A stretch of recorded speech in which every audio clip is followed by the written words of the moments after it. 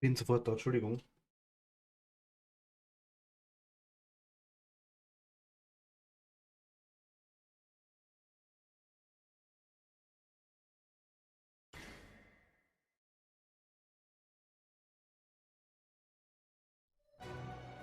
Mm, Sodele. Ahoi, einen wunderschönen guten Abend. Leider gerade noch Verspätung, tut mir leid. Resident Evil 6. Sechs. Ahoi, ja. Ja, tut mir leid, bin jetzt gerade ein bisschen meine Zeit noch kommen, aber kein Problem. Äh, Katze hat noch Hunger gehabt. Okay, gut. Ich habe Bock auf Resi. Wir spielen heute Resi. Wir machen Fortsetzung und ich möchte die Jake und Sherry Story haben wir angefangen gestern noch. Oder ja doch eigentlich gestern kann man sagen. Angefangen haben wir es damals schon, aber gestern eigentlich so jetzt mal das erste Kapitel fertig gespielt. Wir haben gesehen, dass sie ein bisschen krasse Heilkräfte hat, glaube ich. Wir sehen es nochmal, dann schauen wir uns nochmal kurz an.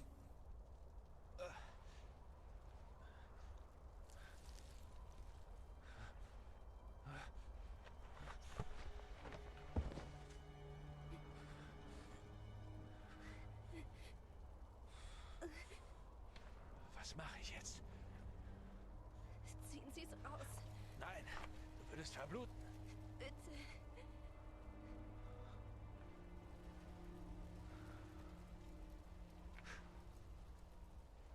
Könnte leicht wehtun, ganz, ganz leicht. Verantwortung.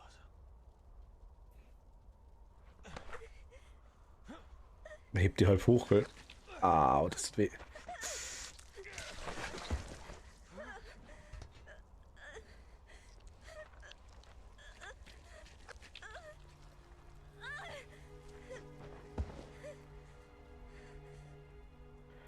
Das muss wehtun. Was zum Teufel? Erklär mir, was da gerade passiert ist. Ich habe mich kalt. Das ist passiert. Lange Geschichte. Ja, vielleicht sollte man lieber dein Blut auf Antikörper testen. Mhm. Das haben Sie schon. Öfter als ich ertragen konnte.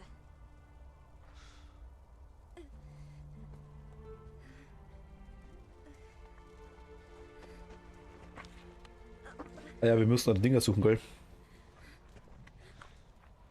Wir mussten die Teile suchen. Was machst du da? Übers hängt da aktuell gerade. Das stört Die mich. Daten sind weg. Welche Daten? Ihre Daten. Ihre Daten, die Blut- und Genomanalyse. Alles, was wir zur Herstellung eines Impfstoffs brauchen. Nein, alles, was ich brauche, um meine 50 Millionen zu kriegen. Jetzt, Irgendwas stört mich heute mit dem Kabel. Ich kann mir nicht helfen. Also los, Supergirl. Fangen wir an zu suchen. Okay, jetzt glaube ich es besser. Jo. Ich Mach mal. hatte alle Ihre Daten auf meinen Speicherchips. Wir müssen sie finden. Mitten im Schneesturm? Ich soll mir mein Geld auch wirklich verdienen, was? Erstes Spiel laut. Okay, jetzt. Schau mal in die Kamera. Okay, da haben wir gestern aufgehört. Passt soweit, würde ich sagen. Das ist okay. Ja gut, man sieht auf der linken Seite.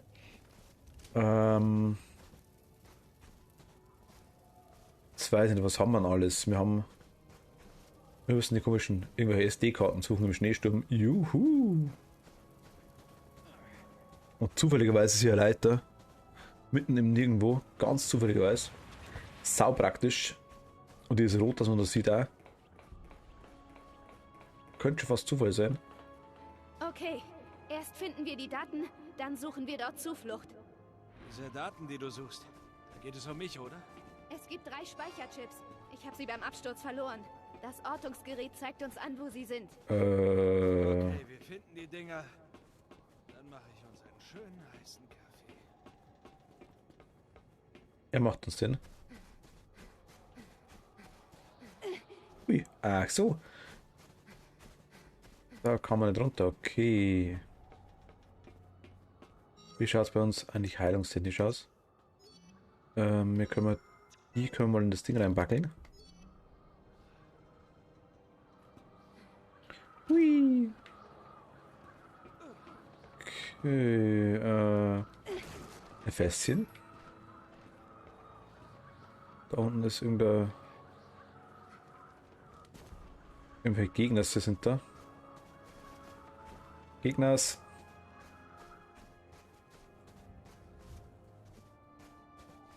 Ist das komisch? Schneesturm ist immer schlecht in Spielen. Da haben wir irgendeine Waffe. Oh. Ja.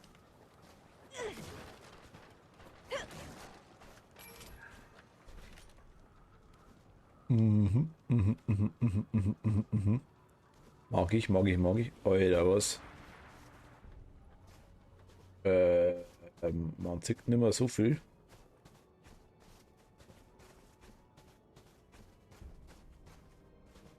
Muss sagen, haben wir eine Karte einigermaßen. Okay. Gott sei Dank haben die Dinger wohl in irgendeinen Punktchip drin, so wie es ausschaut, oder? Ich kenne mich trotzdem nicht aus.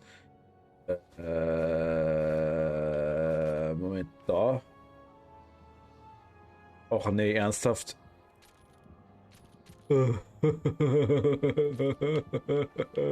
Geht's weg von mir.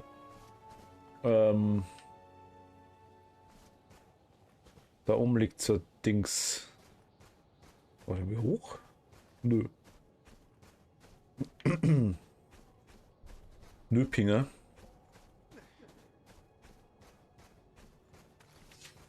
Wir haben den Prügel, wir haben die Munition, wir haben die Elefantentöter ohne Waffe. Ohne Waffe, sage ich, ohne Dingens, ohne. Das sind Javo und sie stecken in einem Kokon. Wenn sie schlüpfen, ist das kein schöner Anblick. Bin so froh, dass ich immun gegen ihr Zeug war.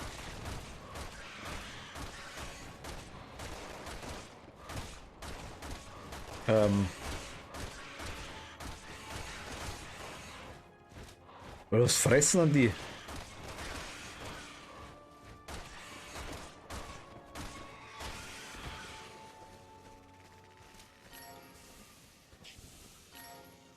So ein dickere Gegner, okay.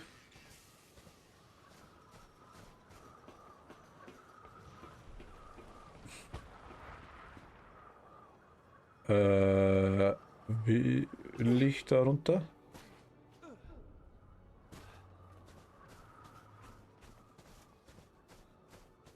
Anscheinend wollen wir das.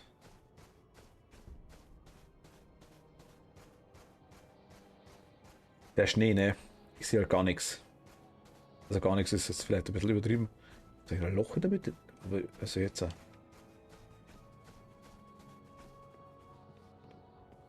Da kann man da bestimmt drüber.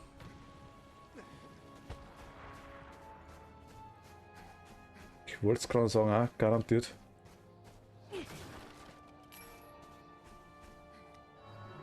Da ist Okay, einer. einen haben wir.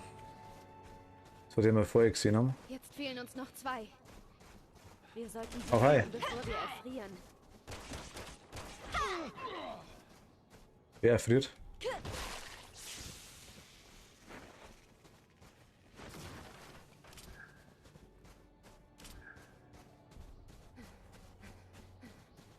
Ah, okay.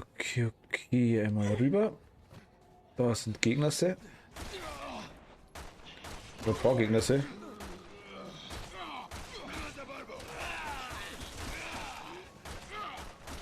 Mehrere Gegner.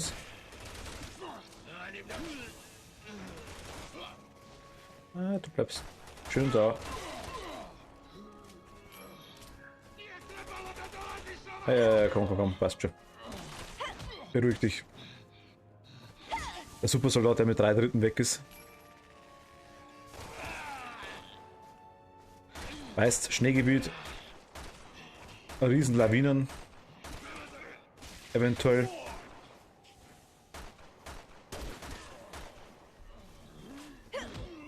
Aber wir schießen rum, das passt schon.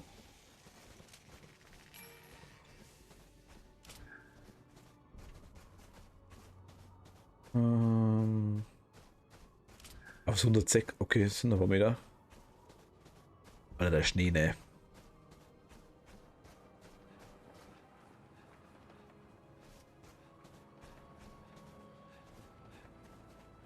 Hoch? Nö. Ach Gott, ernsthaft.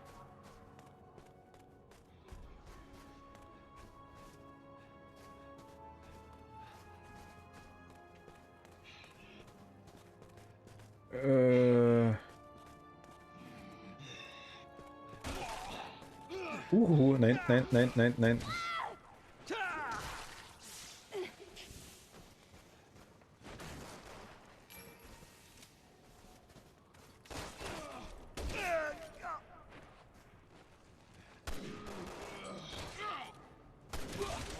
Okay. Okay.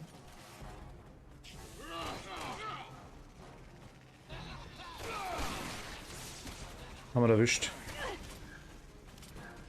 Alter, geh weg von mir. Du hast mich gar nicht erwischt, das kann doch gar nicht sein. Hinter Gesicht. Nein. Einfach nein. Einfach wirklich nein. Einfach gar nicht nein. Einfach ciao. Einfach okay. Bis bald. Einfach mal irgendwann so, okay, Haudere. Ciao.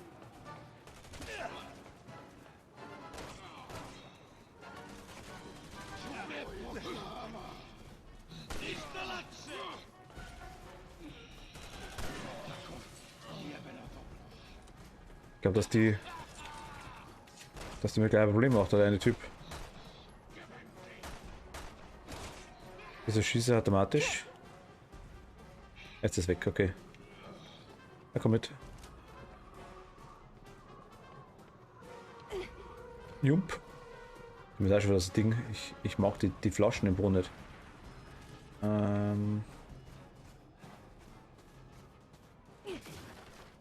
Können ganz praktisch sein, aber ich glaube, dass dort irgendwann dann gleich richtig fetter Gegner kommt. Das mag ich nicht. Ja, da sind wir.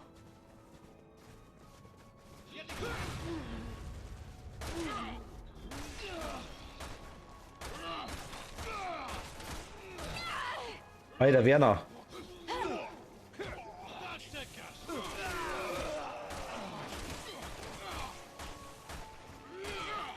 Ja, bestimmt mit dem Controller aktuell gerade nicht. Der schießt automatisch von selber teilweise. Also drückt teilweise selber. Und der reagiert teilweise gar nicht. Das ist irgendwie ganz komisch.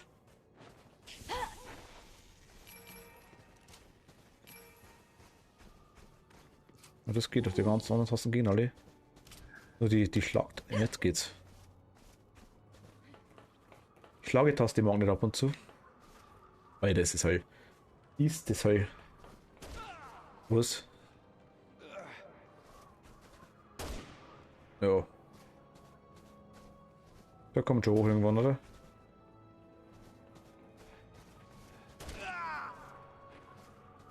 Ich sehe den nicht.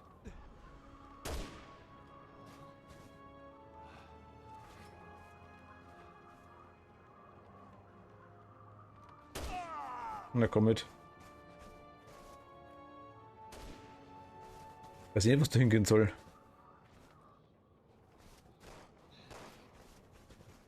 Ach Gott, ernsthaft. Dass die ganzen Idioten alleine die ganze Zeit kommen, das verstehe ich nicht.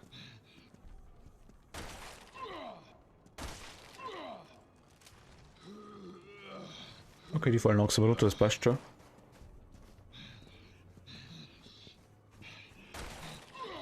Nochmal. Und die Plumpsi.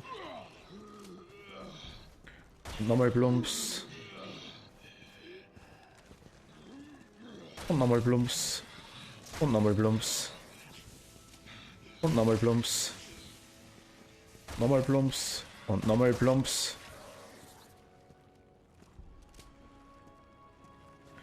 Und nochmal Plumps. Das können wir ganz da machen. Nochmal Plumps.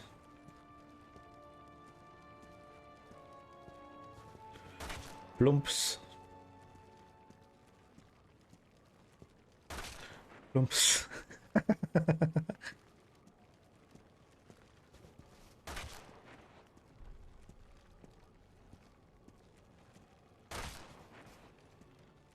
und sonst so geil. Er lernt es halt, glaube ich, ja nicht.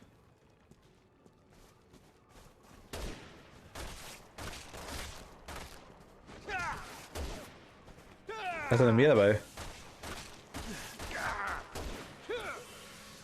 Mehr von den Viechers. War nicht der. Nö, lass mal. Alter, ernsthaft.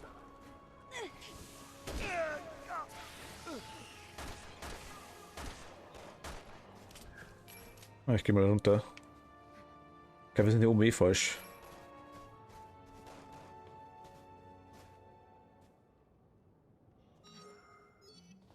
Also, da hinten, okay. Also ich weiß gar nicht, wo wir hin müssen. Anscheinend waren wir da zu früh. Alter, du scheiß Sniper, du.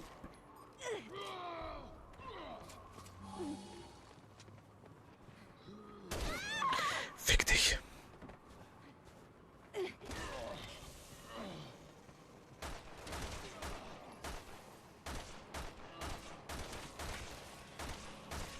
Die vier sind halt schon leicht lästig.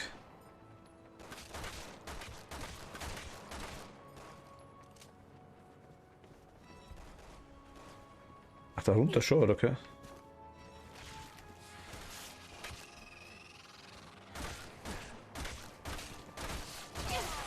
Okay, der hat es überstanden.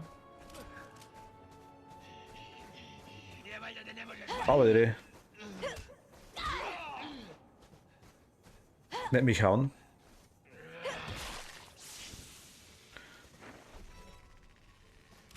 Okay, also was ist da hoch? Ah. Irgendwie schaut es noch schneeglatt aus, so nach, da kommt ja was.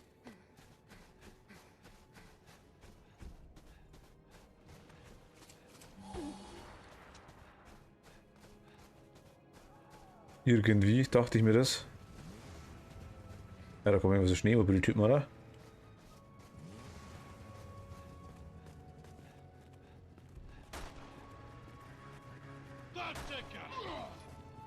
Krieg ich das? Ich krieg das tatsächlich, wow. Ich sehe gar nichts und ich weiß gar nicht, wie man. Ich weiß gar nicht, wo man hinfährt. Hallo,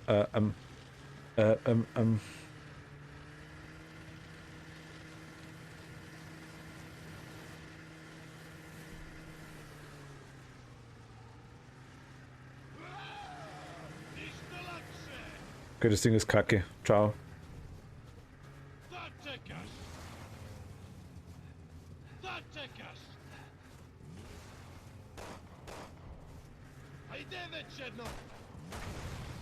Okay, tschüss.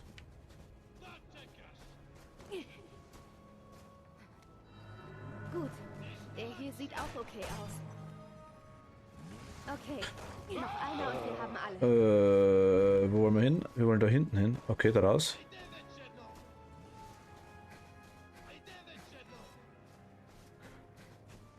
Ist halt echt überhaupt nichts. Ist es finster da? Oder finster eigentlich viel zu hell tatsächlich aktuell gerade. Wird anstrengend auf Dauer. Aber 2 USBs haben wir. Noch eine Kiste zum Zahntrödeln. Okay, perfekt. Haben wir auch noch. Wackeliges Brücke.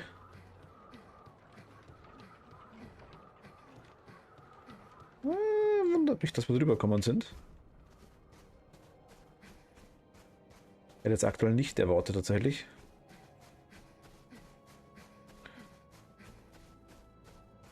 Sind halt überall die Dinger, ne? Überall die komischen Gasflaschen, die explodieren, wenn man drauf schießt. Ist nice. Ich will bloß daneben stehen. Wenn die Dinger Boom machen. Ich denke, wir werden es gleich brauchen, vermute ich mal. Nee, da ist nicht. Was ist das?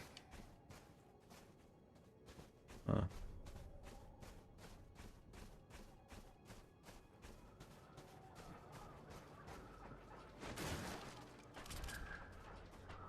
Gib Lenkgranate. Erstmal einsammeln, dann. Oh, nice, was ist das? Okay, also Blendgranaten haben wir 2, 3. Eher 9. Okay, dann drücken wir Noch mal. einer. Das wären dann alle Speicherchips. Wir können los. Endlich. In diese Hütte, bevor ich zum Schneemann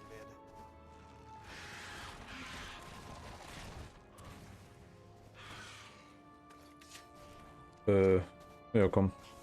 Ich glaube, wir rennen einfach weg, oder? Ach, gegen Licht sind die Dinge empfindlich.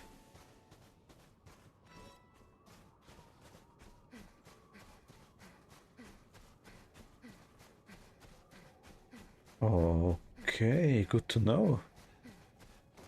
Also Fliegedingster mögen Blitz nicht.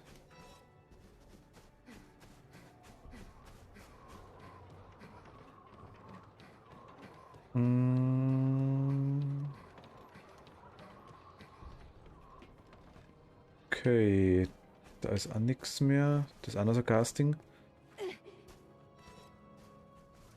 Wo müssen wir hin? Wo müssen wir hin? Wo müssen wir hin?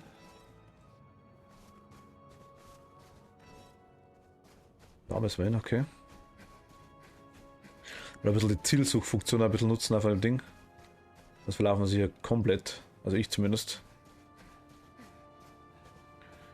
Also es ist ein... Wow, okay. Also ich weiß, es soll so sein, aber man sieht halt echt über... Na gut, im Stream geht es tatsächlich einigermaßen. Ich sehe gerade ein bisschen weniger.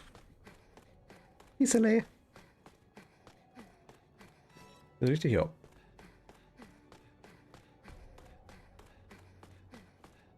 Auge juckt. Auge juckt. Ob der Dicke heute noch kommt, ich weiß gar nicht.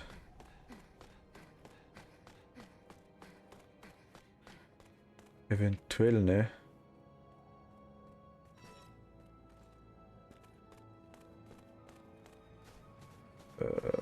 Okay, da hoch. Und jetzt ja die ganzen Gegner wahrscheinlich erst kommen. So nach und nach, denke ich mal. Wir haben das wahrscheinlich vorweggenommen.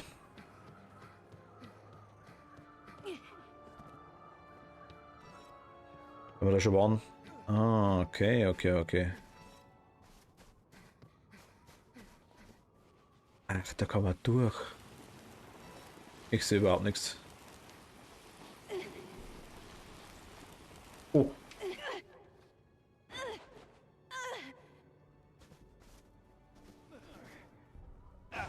Da oben war Zeug drin, ich hab's gesehen.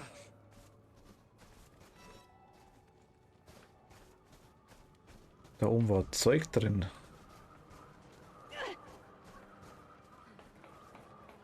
Mist. Zu spät reagiert, das war echt kacke. Nerv. Ich mag doch den Loot. Kurz hochschauen, was da gibt. Da kann ich nochmal runterrutschen eventuell.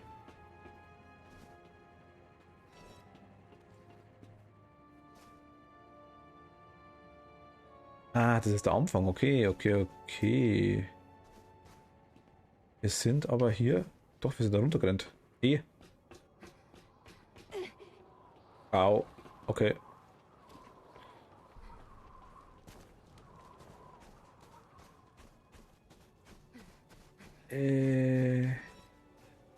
Wir müssen dahin.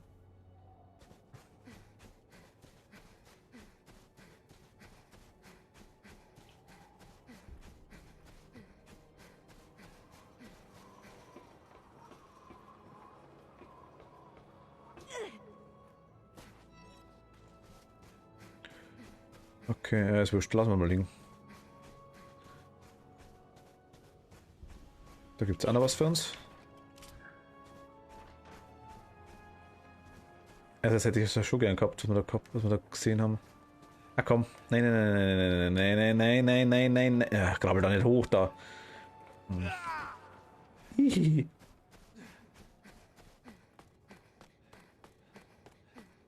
Ich will da mal runterrutschen. Kann ich da runterrutschen? Aber wir waren gerade wieder da. Da müssen wir hoch. Hat schon Pass gehabt, oder? Ja, ja, genau. Können wir eh nochmal rutschen.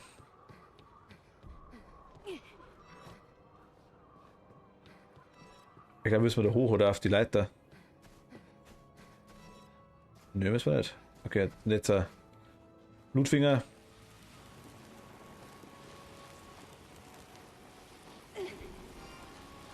Yay. Wollte das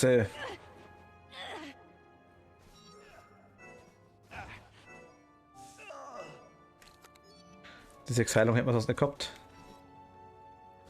Geht da hoch.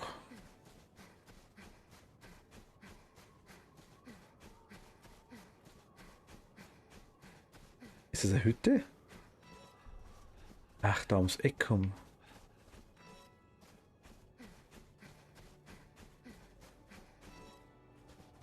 Okay. Dahinter. Ich sehe relativ wenig bis gar nichts. Ich denke, wir passieren ein paar Meter Ruhe und dann dürfen irgendwann wieder Gegner kommen, denke ich mal. Oh, da ist eh einer.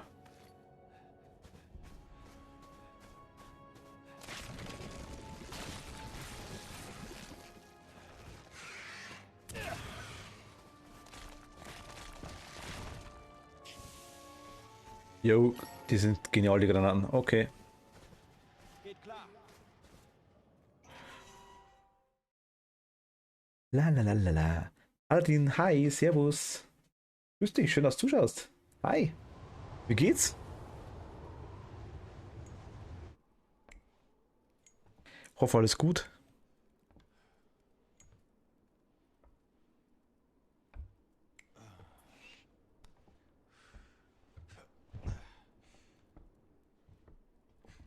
Ich hole Hilfe. Der Treffpunkt kann nicht mehr weit sein. Oh, warte! Okay.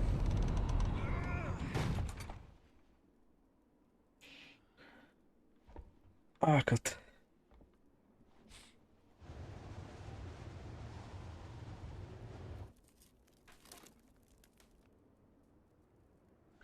Ich hoffe, ich habe gerade nicht übersehen, dass du geschrieben hast, aber ich habe es gerade erst gelesen.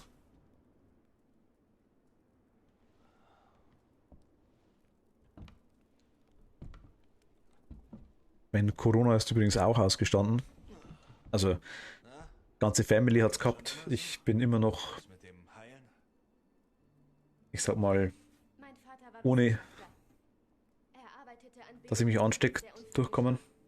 Zum Glück wurde ich noch rechtzeitig mit dem Impfstoff behandelt. Aber der Virus reagierte und passte sich wohl an. Seitdem ist er ein Teil von mir. Was wurde aus deinem Vater? Seine Arbeit war sein Tod. Als er dann starb, war sein Körper so stark mutiert, er war kaum zu erkennen. Tut mir leid, Oder zweite Teil, das wissen wir noch, ja. ich wollte dir nicht... Schon okay. Außerdem hat es ja auch zu etwas Gutem geführt. Ja, du hast Superkräfte. Das meinte ich nicht. Die Leute, die mich gerettet haben, Leon und Claire, sind die besten Freunde, die ich je hatte. Claire ist die Schwester dieses BSAA-Typen, ne? Sie riskierten ihr Leben für mich in Raccoon City. Ich versuche wohl immer noch, so zu werden wie sie. Und gebe nie auf. Egal wie schlecht es steht.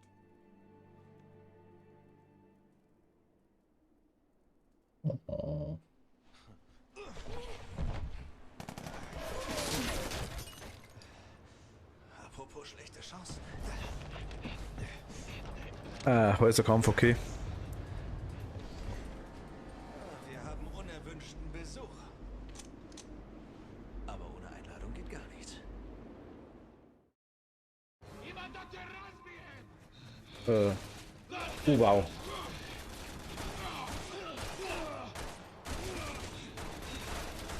Wir sind umzingelt!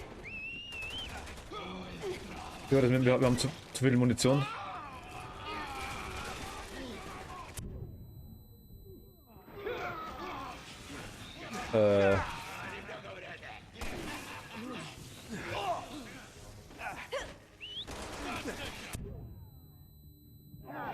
Okay, Aua. Nee, nee, nee, nein, nein, nein, nicht mich essen. Ich brauche mich noch.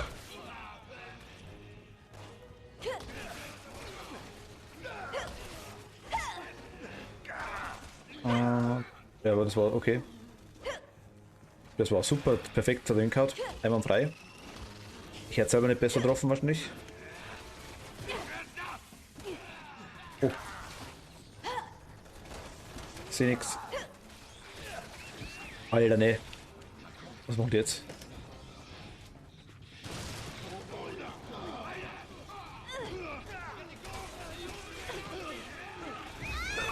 Ich sehe gar nichts. Bin ich tot? Ah, ich bin tot. Okay.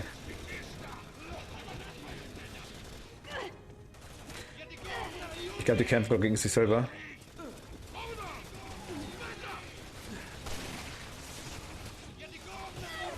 Alter, geh halt weg von mir. Nein.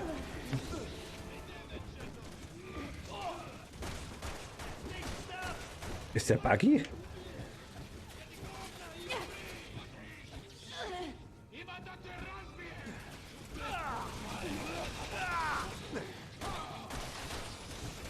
Alter, geh weg von mir.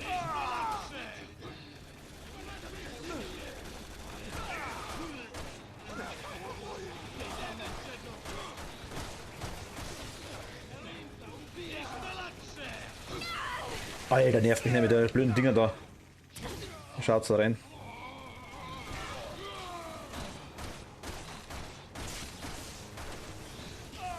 Okay, perfekt. Kurze Loot-Runde.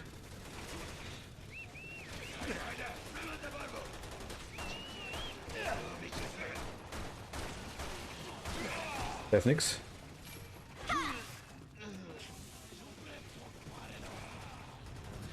Ah, ich kann mich da verstecken. Ah, okay, nice. Viel zu spät gemerkt. Okay. Blutrunde vorbei. Nein, ich mag das noch. Ich mag mal. Nein. Ich mag mal. Ja, ja, ich wollte das Sprengzünder noch. Ich sagte ja, sie soll leise sein. Genau, wir schießen die ganze Zeit. Spinnst das Ganze. Ich will fahren. Tschüss. Wow. Wow. Einfach just wow. Nicht nochmal machen mag. Alter, nerv mich nicht mit dem scheiß Ding da. Die Pfeiferei, das ist ja was ekelhaftes. Das ist ja.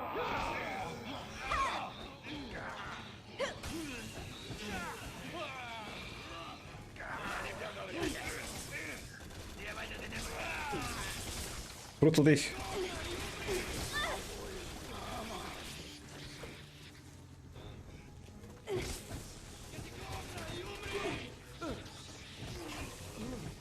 Okay, der fotzt die, das passt. Ich geh mal raus dabei. Eine Lawine! Wir müssen sofort weg hier! Okay, ciao. Ja, sie soll leise sein. Schneller, sonst werden wir begraben. Ja, ich fahr. Ich weiß zwar nicht wohin, aber ich fahr. Ich muss bremsen, das ist ganz schlecht. Ich mag nicht bremsen. Muss ich bremsen? Ich muss bremsen. Scheiße. Das wird so furchtbar. Ach, bitte gleich vor dem Ding. Nicht wieder die Explosion. Ah, danke dir.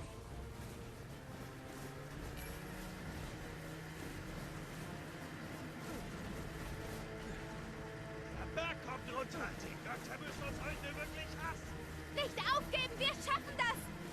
Außerdem, ich hasse sie nicht! Danke, sehr tröstlich. Super, Oh aber. nein! Nach rechts! Hui. Bäume, aua, Bäume. Viele Bäume.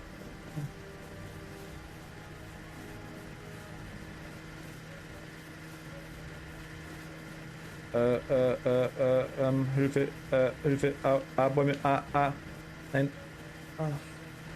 Nicht langsamer werden. Habe ich nicht vor, habe ich nicht vor, habe ich nicht vor, habe ich nicht vor. Hier nicht begraben werden!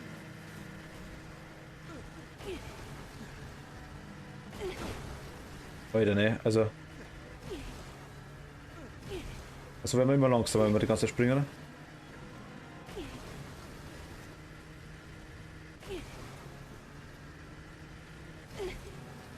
Oh, fuck.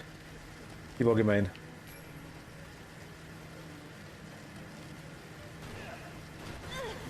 Spam die ganze nix. Mit dem Ding, dass irgendwas draufkommt. Wenn man wieder Zeug rumliegt. Oh Gott, ich sehe gar nichts. Was? Ähm, ähm, ähm, ähm, ähm, ähm, ähm. Was? Äh.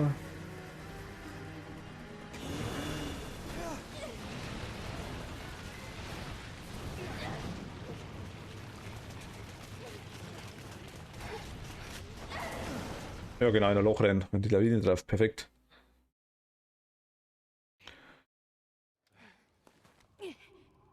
Sind Sie okay? Mach dir keine Sorgen, bin gebaut wie ein Panzer. Schön, werde ich nicht. Gehen wir. Okay. Wow, tolle Akustik. Pass auf den Weg. Ich frage mich, wie tief die Mine wohl ist. Muss das Fledermäusen ausweichen? Okay, war noch einmal. Ah.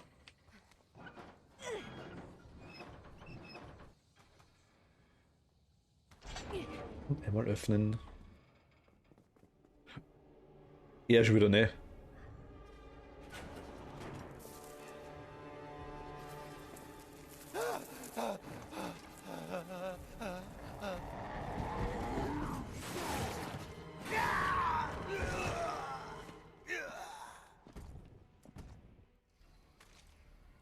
Verdammt nochmal. Was muss man tun, damit er stirbt? Er scheint uns mit diesen Wanzen aufzuspüren. Seien Sie vorsichtig. Okay, jetzt haben wir einen Schleichbereich. Interessant.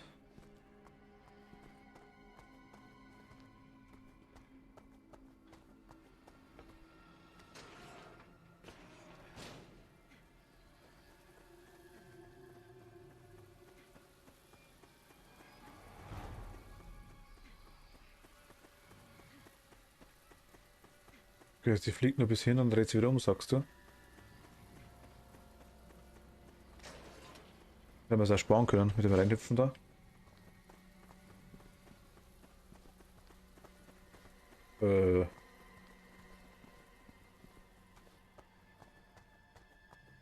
Kann man da drauf schießen? Wenn just.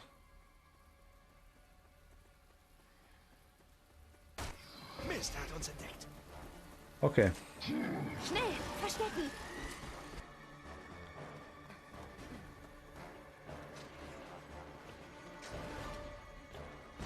Ach, das geht. Dürfen wir mal die Jäger sein. Er bringt uns um, wenn er uns findet. Danke für diese Erkenntnis.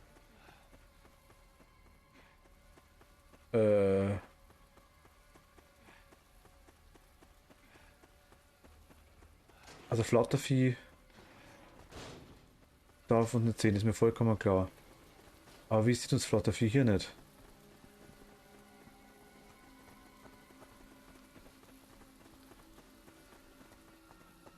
Ein Radius wie Hölle, das Ding.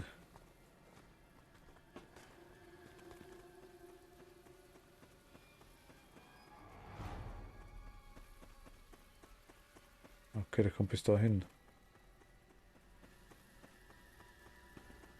Wenn irgendwo dahinter steht, dann sieht er uns anscheinend auch nicht.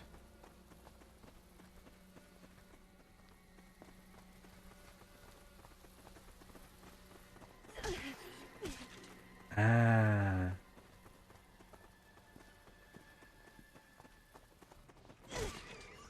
Okay, Dinger kann man töten machen.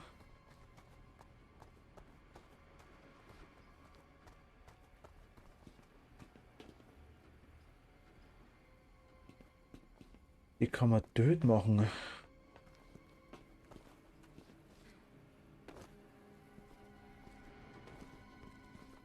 Okay, hier ist nix. Oh, da ist ein flotter Schmetter, oder? Vorne ist einer.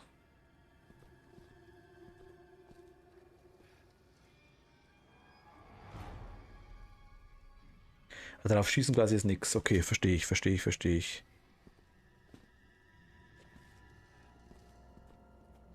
Aber...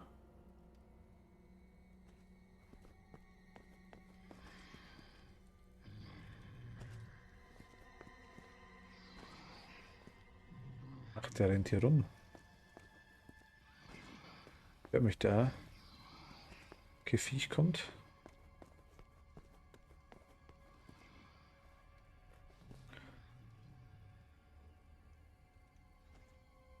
Dann fliegt noch eins. Ich weiß nicht, wie weit das Ding kommt.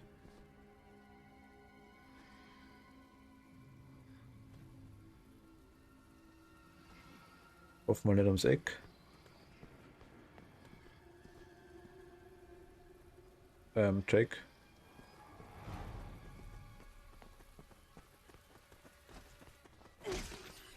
Okay.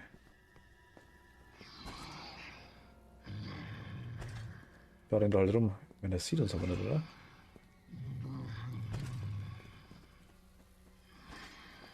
Da kommt Adam eins.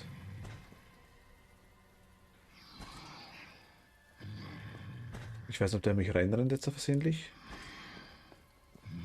Und da drüben ist das zweite.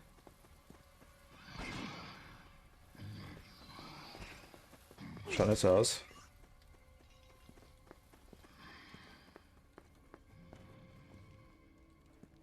Wir können da runter, wir können da hoch. Erstmal hoch. Hoch war eine gute Entscheidung. Wir können da auch runter. Da ist er halt. Wir wollen unser Spiel haben, Spiel will uns unten haben.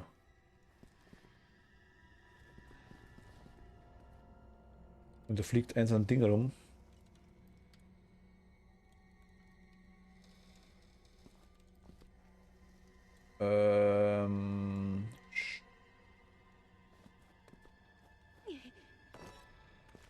Spiel möchte uns da unten haben.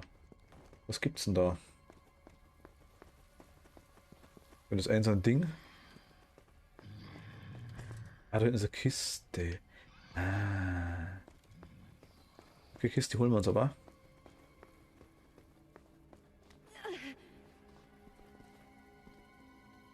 Okay.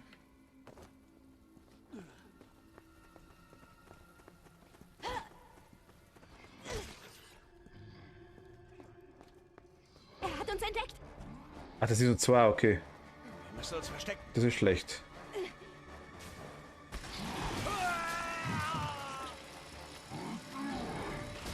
Okay, das wusste ich nicht. Ich dachte, er ist einfach nur blind.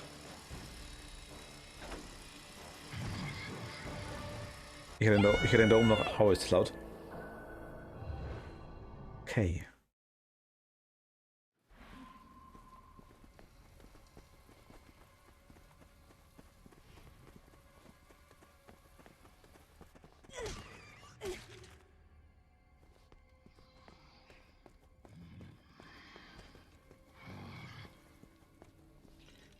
War das mit dem Licht waren oder warum hast du das gesehen?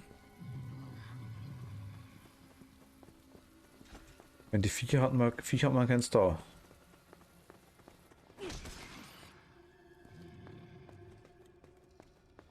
Können wir deswegen auch da hoch? Können wir da rein?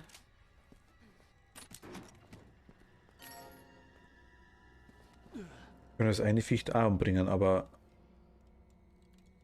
Frage ist, was bringt's mir? Wenn da hinten ist eine Kiste, die möchte ich gerne, ist klar. Ich würde ja gerne schauen, ob ich es irgendwie hinkriege, dass wir dahinter kommen. Kannst du da bleiben? Geht das irgendwie? Oh.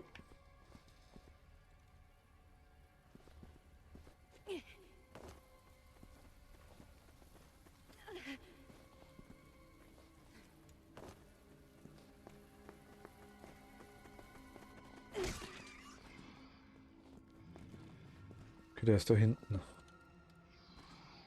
Kommt jetzt.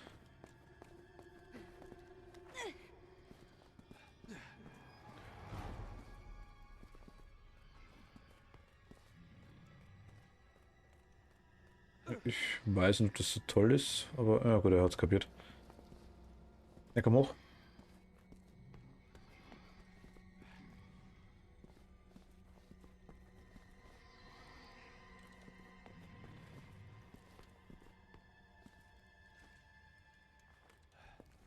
Wieder um.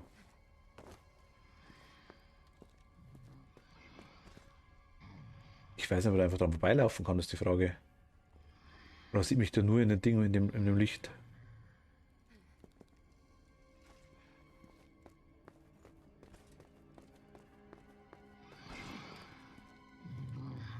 Er hat uns entdeckt. Wir müssen Okay. uns verstecken. Okay, also. Schlechte Idee, sagt er. Die schreit. Ich hab's verstanden. Okay. Oh. Tschüss. Was? Aber Kiste. Jetzt weiß ich gar nicht wissen, was drin ist. Die Dinger bringen wir weg, die Schmetterflieger, das ist kein Thema nicht. Die Frage ist, bringen wir ihn auch weg?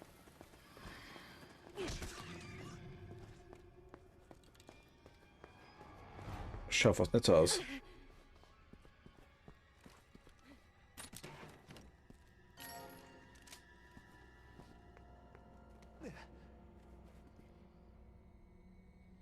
Muss ich sehen lassen sollte? Dass er dahinter rennt?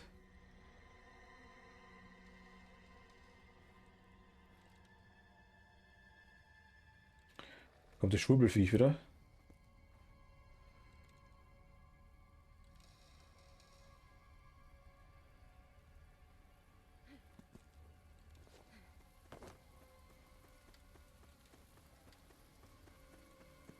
Das Schwurbelviech dreht um. Ich lasse noch mal.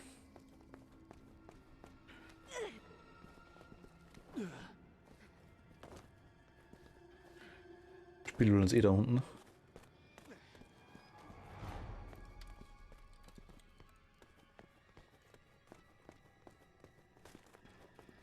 Okay.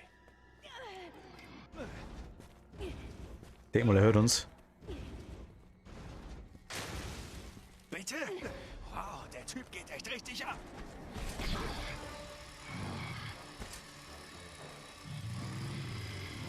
Für seine Größe ist er wirklich schnell.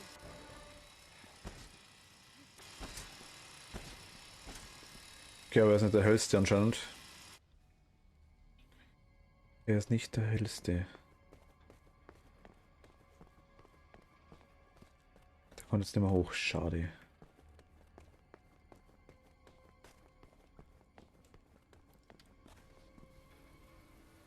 Okay, jetzt haben wir die Schwurbelviecher wieder da. Und er rennt vermutlich auch noch rum, oder?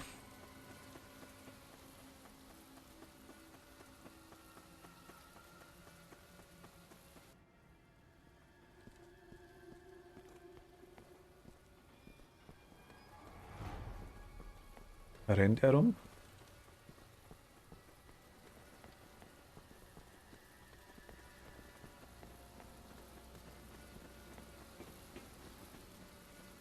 Okay, das sieht man so ein bisschen.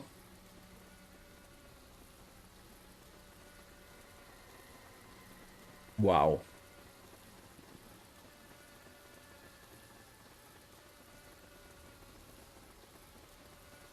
Äh. Uh, ähm. Ich glaube, so mit Ausschalten ist so nix, ne? Ui.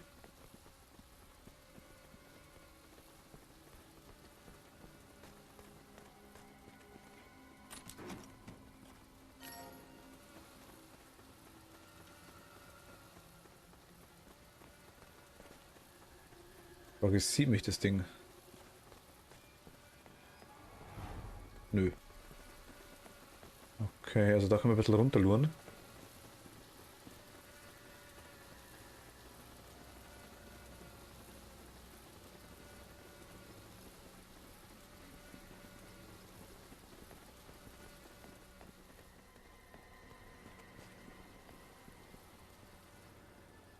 Da hinten können wir runterspringen, das bringt mir aktuell glaube ich nichts. Da kommt einer. Dreht wieder um. Und der da?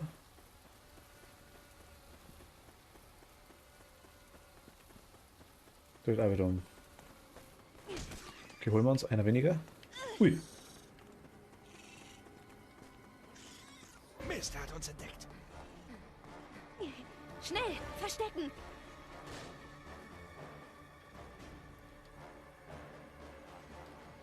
Irgendwas sagt man, dass er drauf geht. Naja, ich glaube, er hat es geschafft.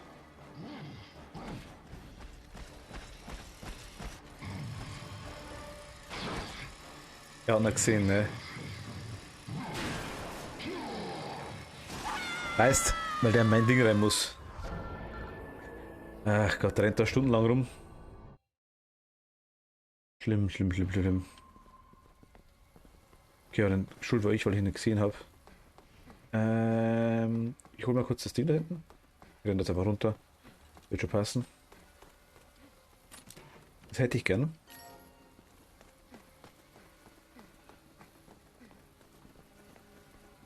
Und in was bin ich jetzt gerade reingelaufen? Kommt der von der anderen Seite auch?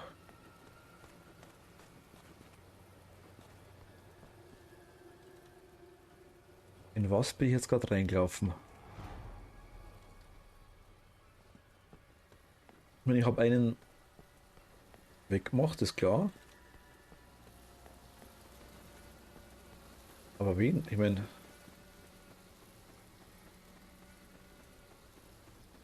Ach, der da.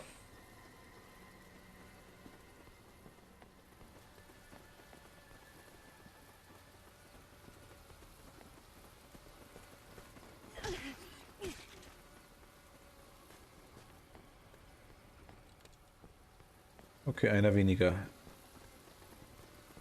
Matt, Jackie weg. Einer weniger.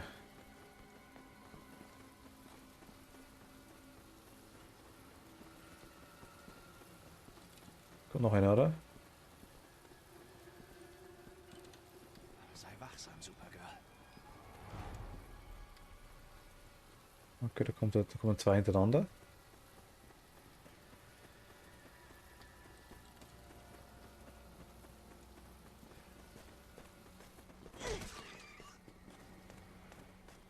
Und wieder hoch.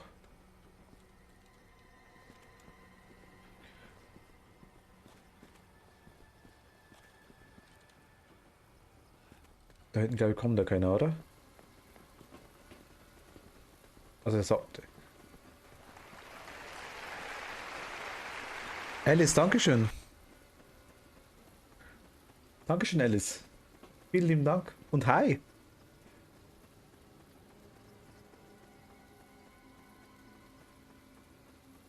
Hallo, Dankeschön.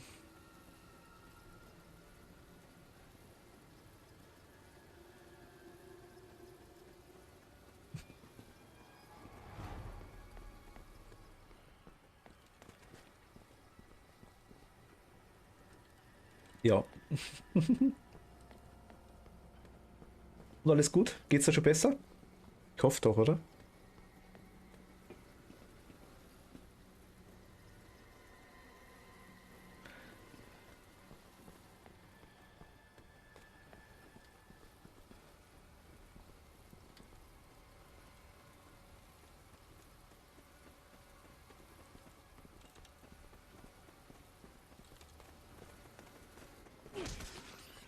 Geht das auch weg?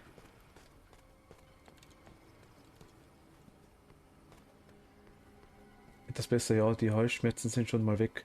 Ah, gut, okay. Aber ja, ist immer schwierig. Wenn du quasi, also ich weiß nicht, wie es dir immer geht. Ich sage, wenn sowas habe, ich werde nie wirklich krank. Ich habe immer sämtliche wie nennt man es denn, sämtliche Symptome für den Anfang und dann sämtliche Nachwirkungen habe ich. Die Hauptkrankheit lasse ich meistens aus. Was zur Folge hat, wenn ich quasi einen Schnupfen oder Erkältung habe, dass ich meistens, ach, der rennt da oben rum, meistens einfach nur 3-4 Tage einen komplett trockenen Hals habe. Immer so das Gefühl von Dauerdurst, sage ich jetzt mal. Das ist immer, an dem merke ich, dass ich krank werde.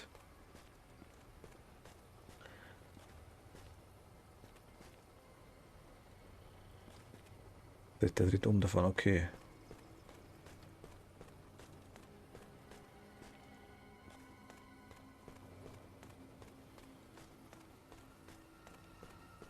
Wenn ich krank bin, dann immer richtig, nehme immer alles mit, was ich mitnehmen kann. Werde aber nicht so oft krank. Ja, oft krank werde ich normalerweise auch nicht. Also bei mir ist es auch ganz, ganz selten.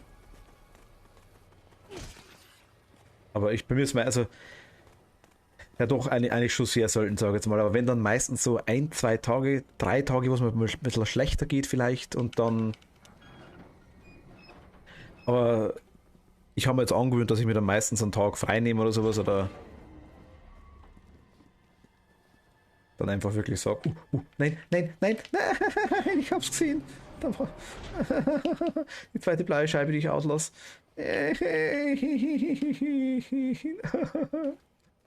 Ich wollte drauf schießen. Aber ich wollte die Scheibe doch.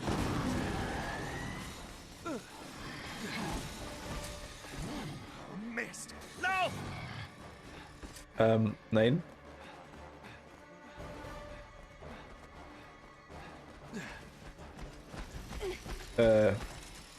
Okay, das war nicht rutschen, das war.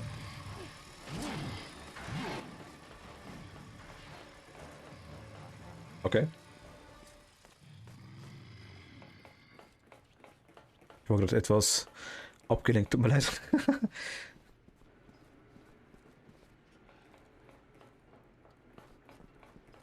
Nur meistens nach den Talks, aber meistens geht's dann wieder bei mir. Aber mit dem Rutschen bekomme ich auch nie so richtig hin. Ja, es ist vor allem irgendwie gegen die, wenn du selber auf dich Ohne die zuläufst. Schlüssel kommen wir nirgendwo hin. Dann holen wir ihn uns. Ach, okay, also im Dunkeln sieht er mich nicht. Hier ist überall so Glaskristall, Knirschezeug, ne?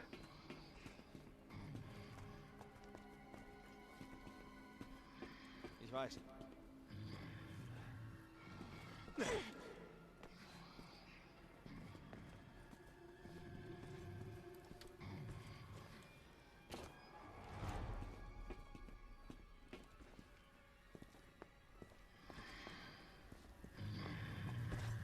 Okay. Hoffentlich macht er keinen Scheiß da hinten. Hat er mitgenommen? Hat er eine Bombe blendet?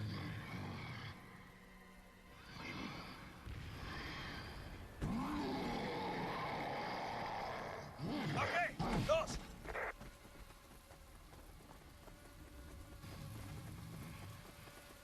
Oh Gott, ernsthaft? Ausbleiben für eine Karte? Wie findest du das, Mistkerl? Ruhe, er wird sie hören. Das war jetzt unerwartet.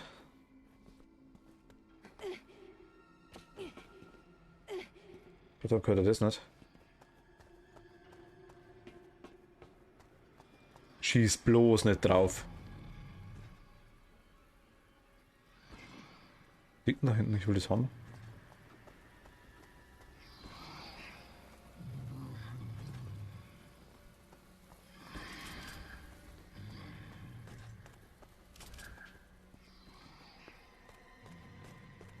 Nimm mit, ist gratis.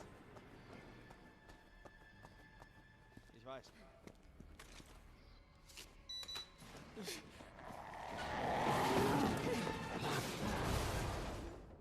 Die Tür ist hin.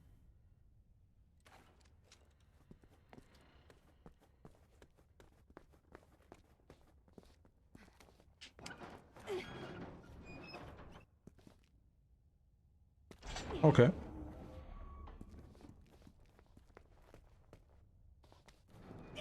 Hui.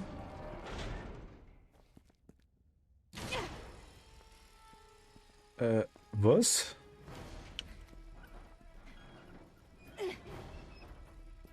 Da ging es jetzt um schnell sein, wer, wenn ich das noch recht im Kopf habe, in Erinnerung habe, okay. Ja, ich merke es gerade. Weil wir sind erwartet, ah.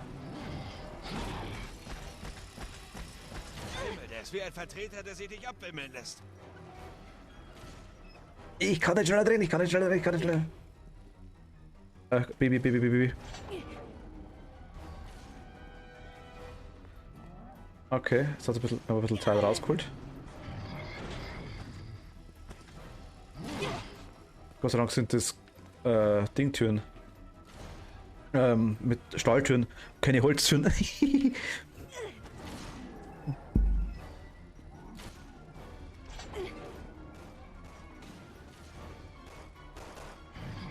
Jacke, kommst du? Spielzeug.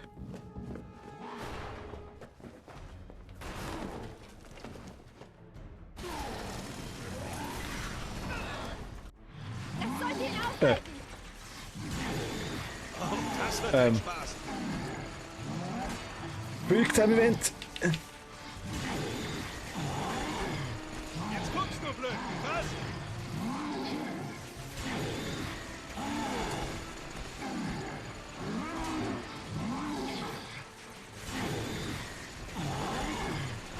Alter, ne. Ah, Spiel.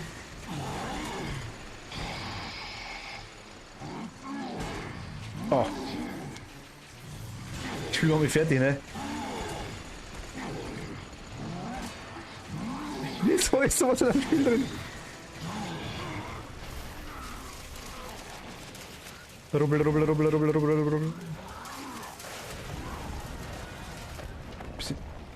Holz wäre alles zu spät bei dem Vieh. Geschafft. Aber gerade so. Ach Gott. Ja, mal 2 Minuten Ruhe vor dem Typen. Gibt es da irgendwas zum Schießen?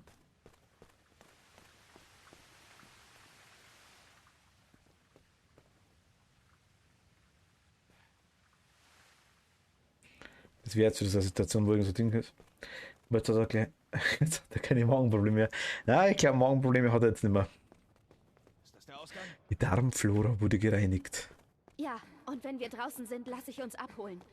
Mein Team müsste in der Nähe sein.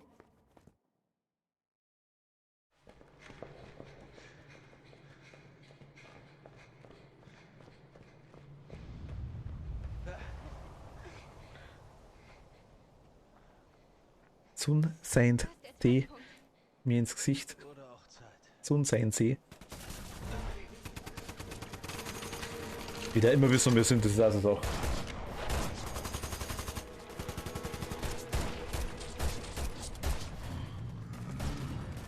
Oh, ich sag gerade 2 Minuten. Ui, 360. Mit einer halben Schraube. Er ist mir umgefallen. Wir waren elegant. Steh auf, Supergirl.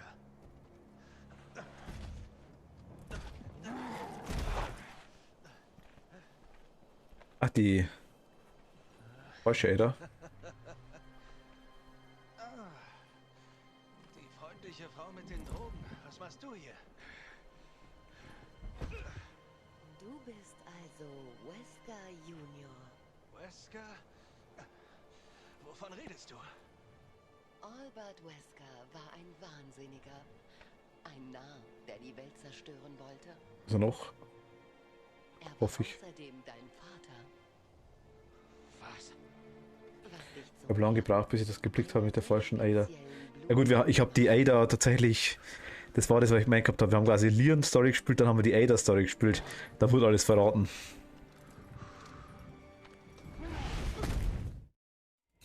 Die hätten wir halt danach spielen müssen, glaube ich. Das wäre das. Erst Leon, dann Jake, dann Chris und dann Ada. So geil wäre die offizielle Reihenfolge. Dachte ich mir. Wie es auch drin steckt quasi.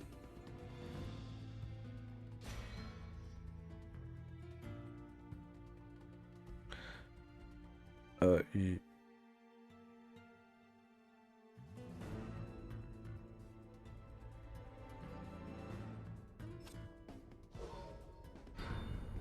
Passt. Aber nur deswegen. Nur deswegen habe ich das so schnell mitgekriegt. 6 Monate später, okay, das ist gar nicht mal so wenig.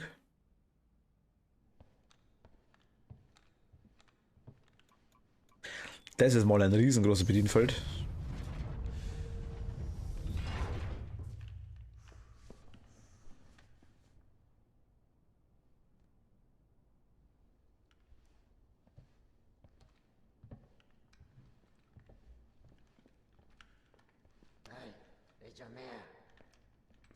Oh, easy, Loja. Heißi, hau Hangler. Getroffen war er nicht, aber.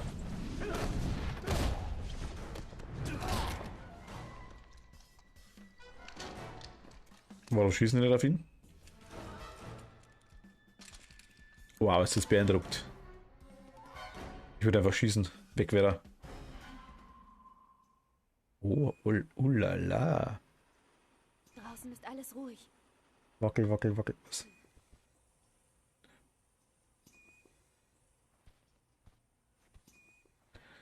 Oder das Krankenhaus, sagst du?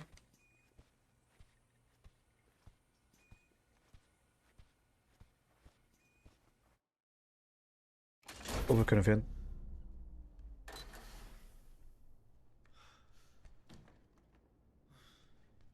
Und zu schauen.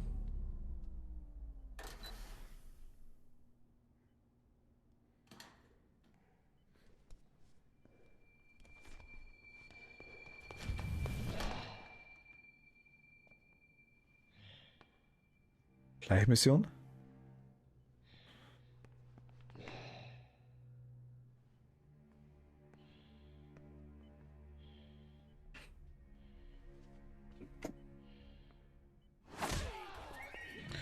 Sieht aus da wie Gleichmission.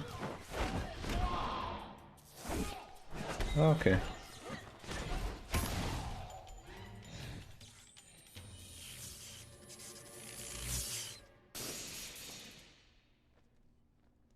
Ich mag die nix anhab, Sherry. Ich werde keinen Kampf riskieren, bis ich eine Schusswaffe habe. Du hast dann so einen richtig fetten Bolzen da. 2 Testpersonen sind aus ihren Quartieren entkommen. Sie dürfen die Anlage nicht verlassen. Also, Der Gebrauch von Schusswaffen ist freigegeben. jetzt hat er. Ich wiederhole.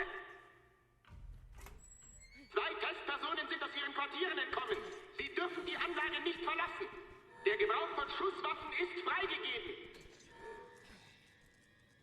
Der bringt noch nicht viel. Sieht Jake, doch eher, kommt eine ganze Sie sind Horde. am Leben. Ah, okay.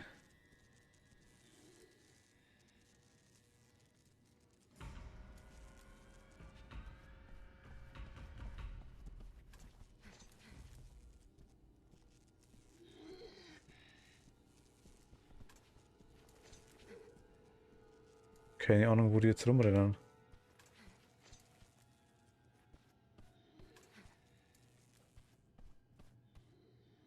Wetten Chuck denn rum?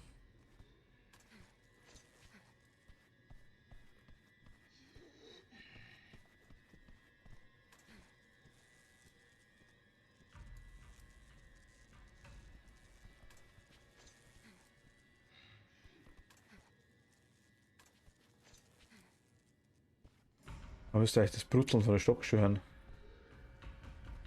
Wo ist denn der? Da kommt er. Das sind 2.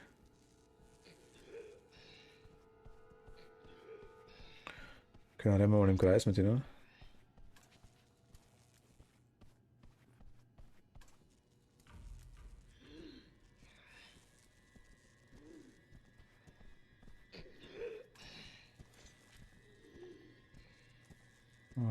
Okay.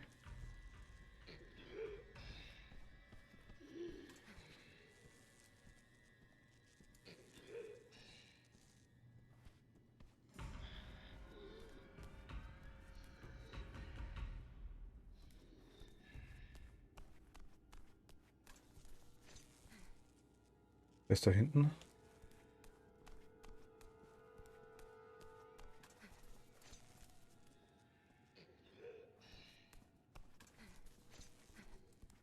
Also überhaupt nicht, wo ich hin muss.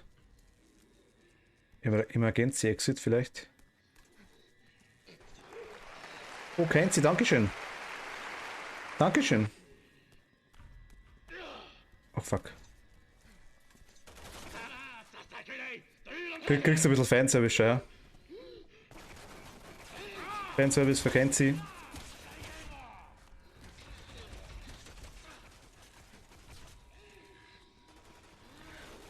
Ach, da hoch musste ich, okay. Bin schon lange nicht mehr da, geht's weg von mir.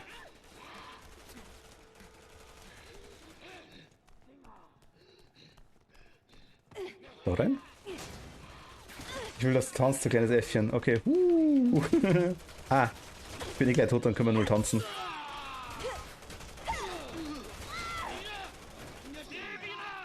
Oh, okay.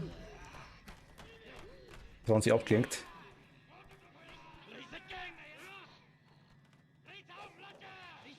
Input. Moment, was?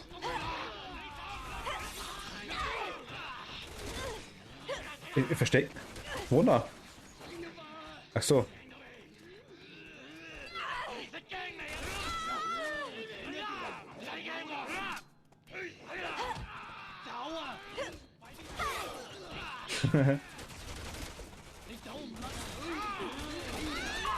Ich könnte vielleicht gleich tot sein. Aber die blutige Sheriff gefällt mir auch ganz gut. Ich box euch weg.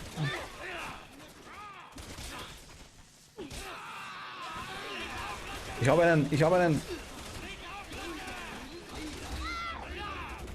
Ich glaube, ja, ich habe es gerade gemerkt, aber wir sind jetzt eh dude.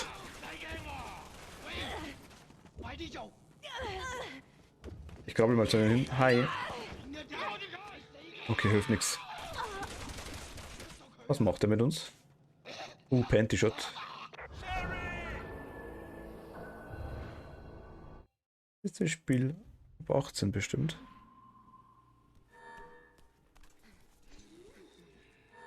Jetzt hat man wahrscheinlich gerade massiven Dusel. Ich bin durchgekommen wie ein Einser. Das bloß haben mich gesehen, die.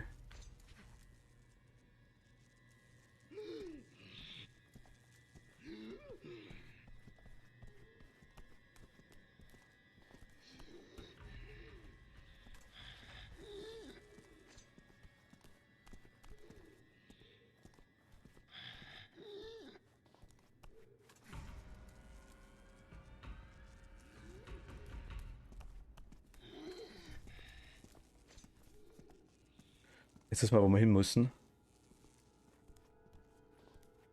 Kennt Sie kurze Frage, weil du gerade da bist. Die Vögel. Hast du die selber fotografiert?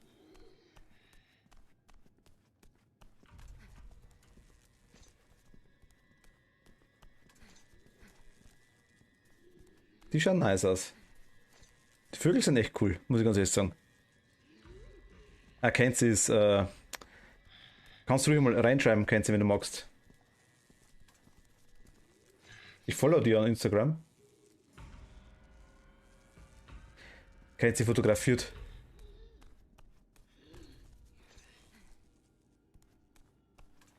Mache ich zwar, aber bloß hobbymäßig ein bisschen.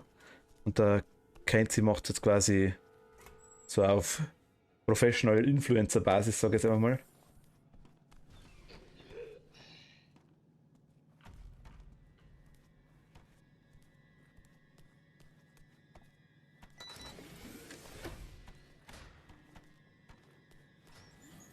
Wie oft machst du?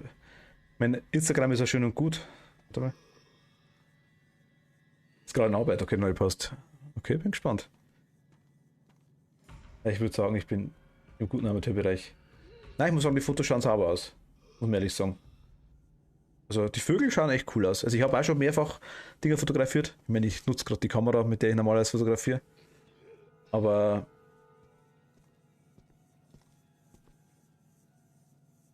warte mal. Irgendwas Universum Kreis. Schwarzes Loch Universum Kreis. Der Post, wo die Vögel Namen haben. Ja, genau. der Grantler und der.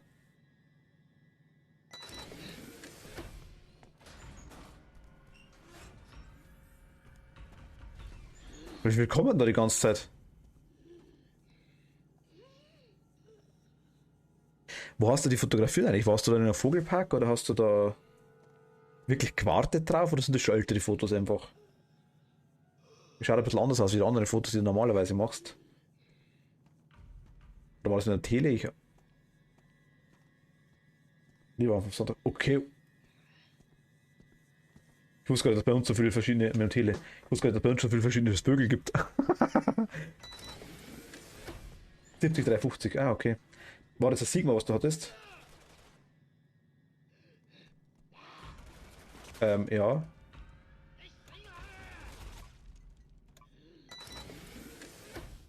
Ah, ne, Sony ist es, okay.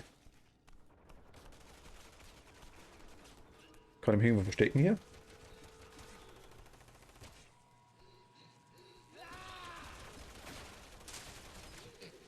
Haben wir so einen Futterplatz. Ah! Das ist nice, okay, sau cool.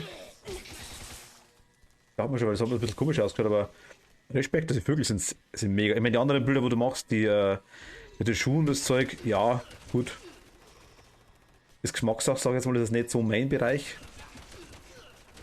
Aber die Vögel, also Tierfotografie mag ich sehr gern, Landschaftsfotografie mag ich sehr gern. Porträt, also ich mag eigentlich ziemlich viel. Wir haben es gesehen. Am liebsten mag ich eigentlich Tierfotografie, sag ich jetzt mal.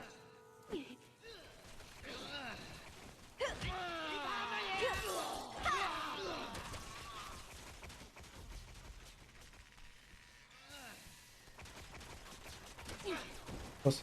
Na, jetzt machen wir dann mal einen Fotowalk mit dem Tobi. Ein Fotowalk. Meinst du, wo du dann so die Kamera quasi dahinter...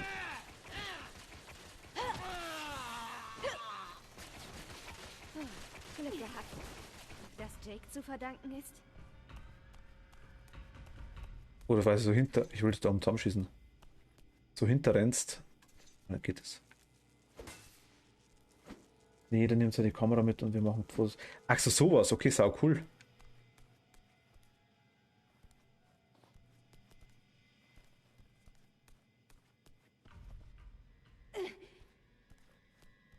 Ja, aber dann fotografiere ich auch. Da kommen mir nur dazu die Bilder raus und vergesse ich gleich mal. Ah, okay, cool.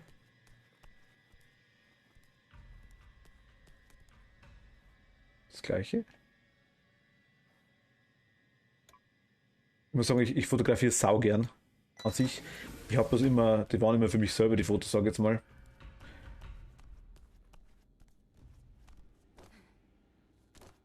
Aber ich bin immer so der Perfektionist, da muss ich immer ewig rumtun und alles. Und ich will dann das Foto immer gleich richtig haben und bearbeite es im Nachhinein eigentlich fast nicht. Und das ist eigentlich ein Fehler. Was nimmst du eigentlich aktuell her, Keins? Nimmst du also direkt Adobe her oder nimmst du irgendetwas kostenlos her? So wie DaVinci oder sowas in der Richtung. Ich glaube, du hast mir schon mal gesagt, ich weiß das leider nicht mehr. Also, ich habe heute gelesen, dass die Kinos wieder aufhaben. Naja, aufhaben. Zu dem Thema. Erstens nur bei einer Inzidenz von mindestens unter 100 ich glaube 3 Tagen in Folge war das erste. Also ich weiß nicht, ob das 100% schon durch ist, muss ich auch dazu sagen. Aber es waren quasi 3 Tage in Folge. Aber wo? Inzidenz unter 100. Das erste. Das ist okay, ich sage jetzt mal irgendwo. Natürlich immer noch mit den alten Voraussetzungen. Ich bin kein Versuch. Aber im Black Friday hat er Photoshop geholt. Achso, aber Black Friday ist doch Ding, ist doch die. Haben doch nur noch normalerweise die Mietlizenz, sage ich jetzt einfach mal. Den C-Virus zu verbessern. Auf jeden Fall war es da quasi so, dass man quasi, und das Problem, was du halt auch noch hast, solange die Flächendecken nicht aufmachen können, kriegst du natürlich auch vom Verleih keinen Film. Das ist also eine Sache. Was? Ich werte das mal als Ja. Aber Von ihm. Sehr oft. keine Ahnung, also ich weiß nichts. Aktuell noch. Er hatte wohl einen Antikörper. Das gibt es nicht mehr anders, nur noch im Abo und da habe ich noch die, die Jahreslizenz, okay. Missbraucht. Ich hatte die auch schon mal, also zum Testen mal kurz, ich glaube für 3 Monate hatte ich die mal. Wurde dann selbst zu einem Monster. Und ich dachte, mein Vater wäre... Aber können wir mal so mal reden auf Discord, wenn es irgendwie ist, aber ich sage, das ist aktuell, ich glaube es aktuell noch nicht dran, dass das so schnell über die Bühne geht. Nichts mit ihnen zu tun. Okay, aber mein Blut schon. Das ist der Grund, warum wir hier sind. Jetzt mal im Ernst. Glaubst du wirklich, Verrücktheit liegt nicht in der Familie? Dass nichts vom Wesen meines Vaters auch in mir steckt? Gerade du solltest wissen, was ich meine. Ich sag's dir. Ich habe das auch ewig gesucht nach einer alten Lizenz, Alles, was aber ich bin, war blöd. alles, was ich getan habe, ergibt jetzt wenigstens etwas mehr Sinn. Mein Vorteil an der Lizenz ist das, du hast immer die neueste Version, immer die aktuellsten Updates und. Auch die Cloud ist ganz interessant. Was? Oder die Fotos mitspeichern kannst und quasi für alles Vater die Schuld. mitmachst. Irgendwann müssen sie selbst Verantwortung für ihre Taten Ich muss sagen, es ist ja interessant mit dem Photoshop und Premiere. Genau, die zwei hatte ich. Ah, und Lightroom. Ach, warte mal, Photoshop hast du. Nutzt du Lightroom?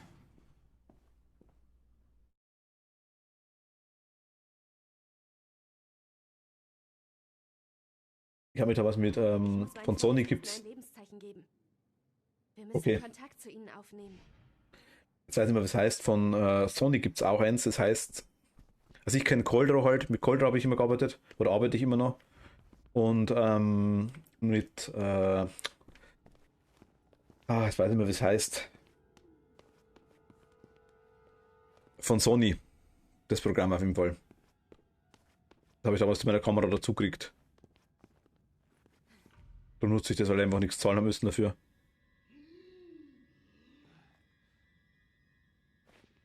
Aber die... der hat noch einen Kopf. War vielleicht dumm. Aber ich habe Lightroom auch schon genutzt. Lightroom, muss ich ganz ehrlich sagen, ist halt am Anfang ein bisschen gewöhnungsbedürftig, aber ich muss sagen, man kommt ziemlich schnell rein.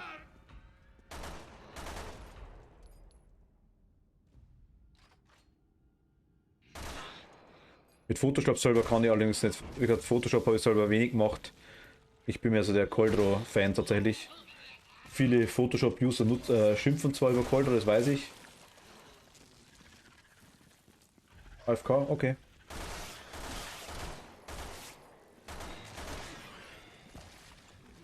Bis gleich.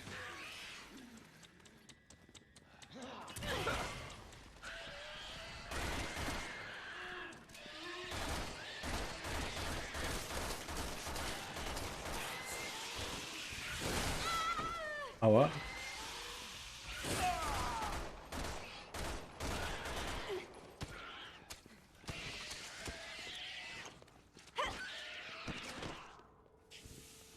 Was ist das halt? Die Medaille. Eine Art Medaillon.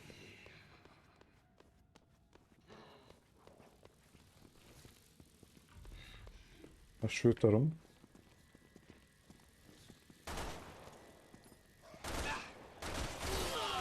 Und ich brauche mal den Einzelschuss wieder. Was war das?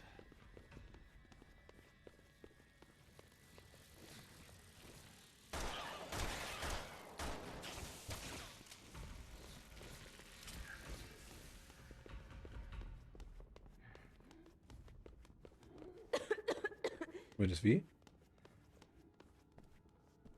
Dann schaut aus, wenn man irgendwas schießen könnte.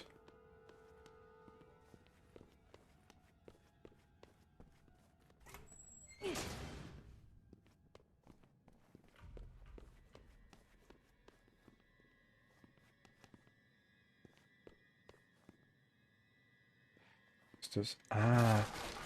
Die Kaputtdinger, okay. Wow.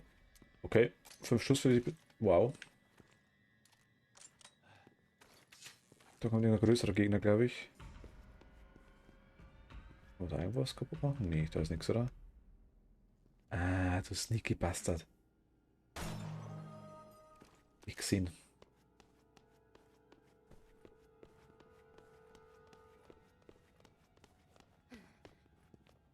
Da war noch was, ne?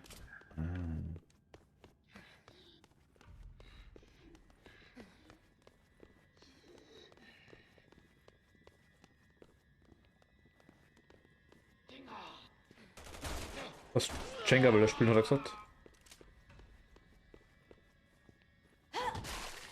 Also da rumchillt. Füße hochlegen, alles klar.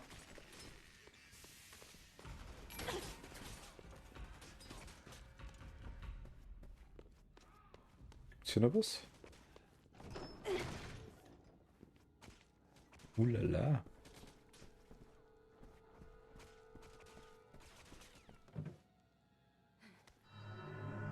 Okay, 2 ID-Medaillen.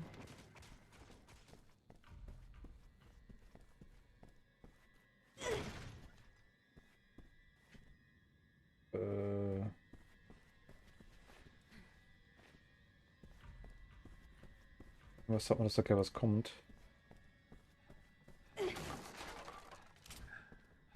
Na, oder nicht? Oder die? Hi.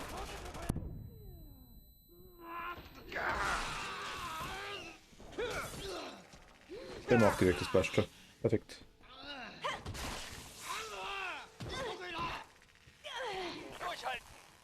Ich komm schon frei, ich komm schon frei, ich komm schon frei. Was war das für eine Aktion?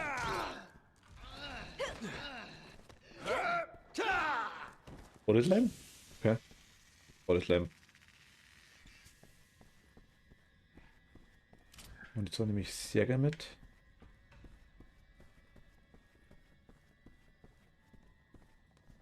Okay, das ist immer richtig. Dann bin ich dahinter. Beziehungsweise da hin.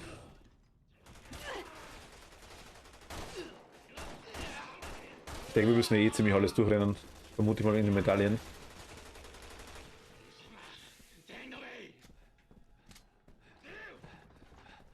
Gehe ich mal davon aus, jetzt einfach. Oder sind mehr?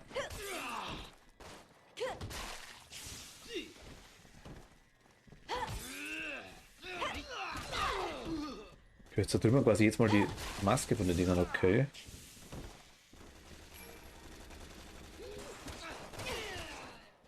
Nein, lass mal.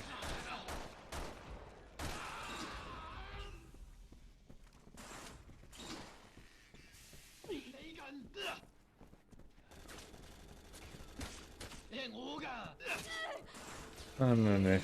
Alter.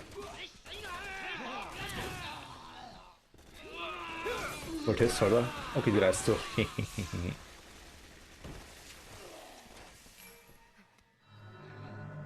Ah, da haben wir die nächste, okay. Da kommen wir nicht rein. Also ich weiß nicht, wie viel das wir brauchen insgesamt. Was sind wohl 2, 3?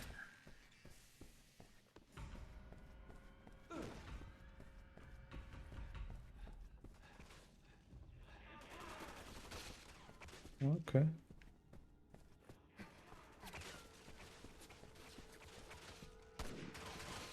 Hier nicht.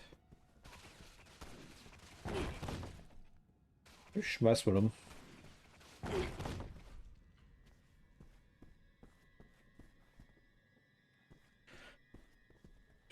Alice, weißt du noch, wie viel es waren? Wow, das ist mal ein riesen Aschenbecher. Also wie viele Medaillen das man da brauchte?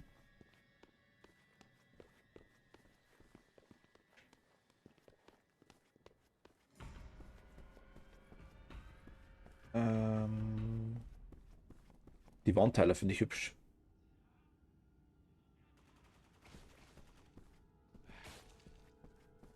Ah, die Tapete ist auch nice, finde ich.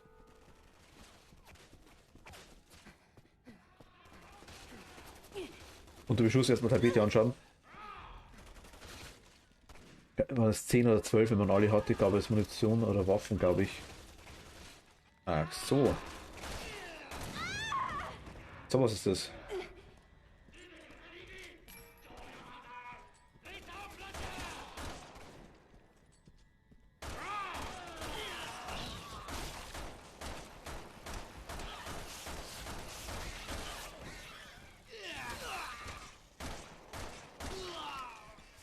Sind wir ganz sicher, okay, ja, ist schon Zeit her wahrscheinlich bei denen gehen wir mal.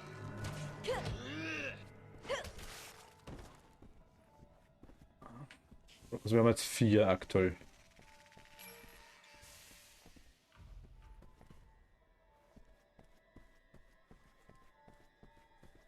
Ich sag dir eins, man braucht eine Menge Kohle, um sowas Großes zu bauen. Ja. Ganz im Ernst. Ich habe nichts außer diesem Drecksraum gesehen, in dem ich fest saß.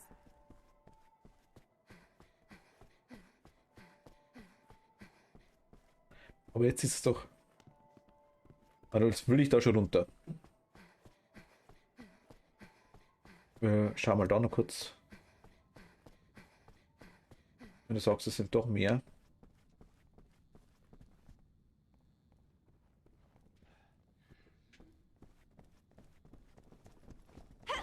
Was? Bleib mal da, bitte. Ernsthaft.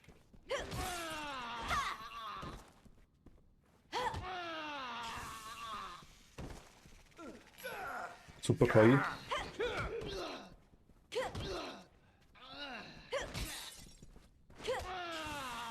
Okay. KI ist top. Da waren wir drin. Ah, da haben wir Munition, das nehmen wir auch sehr gerne mit. Gut, da waren wir. Da gibt's nichts.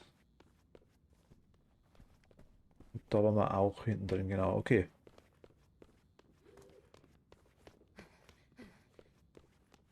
Da nochmal geschaut. Da ist nichts. Da war auch nichts.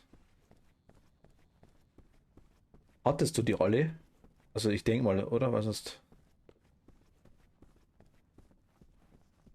Also was ich nicht machen werde, dass ich alle blauen Medaillen noch durchspiele.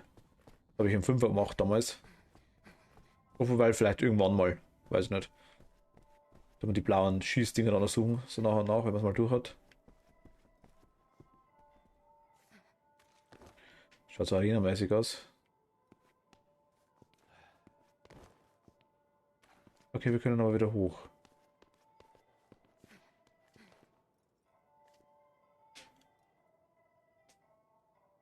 Bei Chris hast du die Dinger gemacht, okay.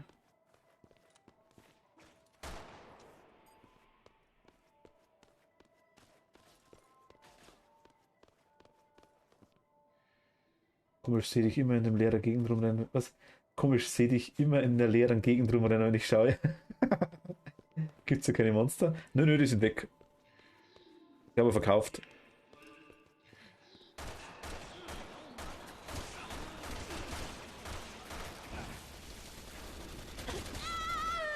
Aber ich kann mit Monstern nicht so gut weiß, deswegen lasse ich die mal weg.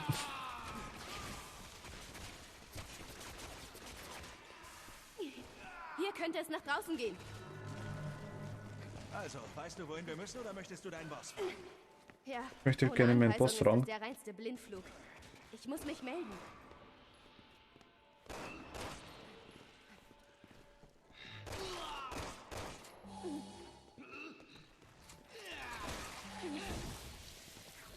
Aber es sind ein paar Monster da. Oh Gott. Ach Gott, ich drücke hinter mir, alles klar. Wo kommst du her?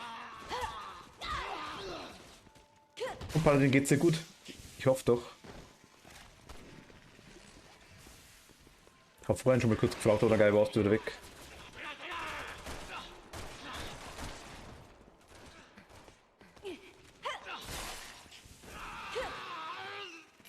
Voll die Wrestler-Moves da.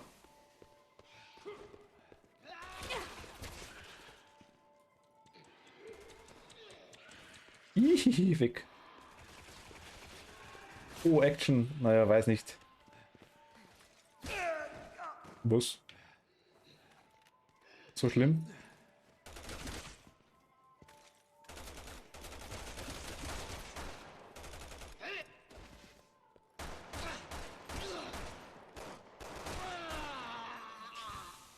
Also ich kann natürlich jetzt nur von mir ausgehen. Also ich habe es bei mir, wie gesagt, da hast du mitgekriegt gehabt, dass ich in Quarantäne war.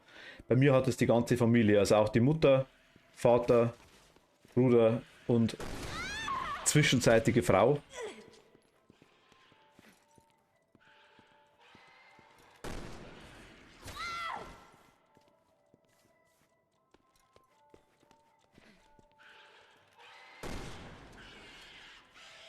Okay, dann. Deine Mutter hat Corona quasi, ist getestet worden. Es gilt ab dem Zeitpunkt, wo du, also zumindest ist es in Bayern so, ab dem Zeitpunkt, wo du, mit wie war es beim Gesundheitsamt? Ich weiß, in Bayern ist ja Schmarrn, das ist ja wieder regionsbedingt, glaube ich. Aber, also ab dem Zeitpunkt, wo du Symptome hattest, quasi, ich glaube 2 Tage davor bist du Erstkontakt. Wenn du sie ins Krankenhaus brauchst, also zur zweiten Impfung gebracht hast,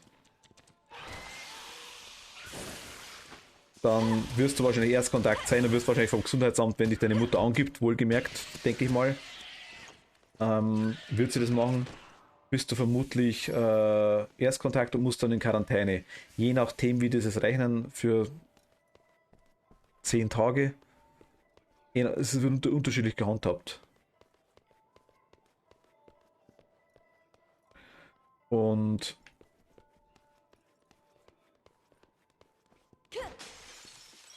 ja, genau, das ist eigentlich schon.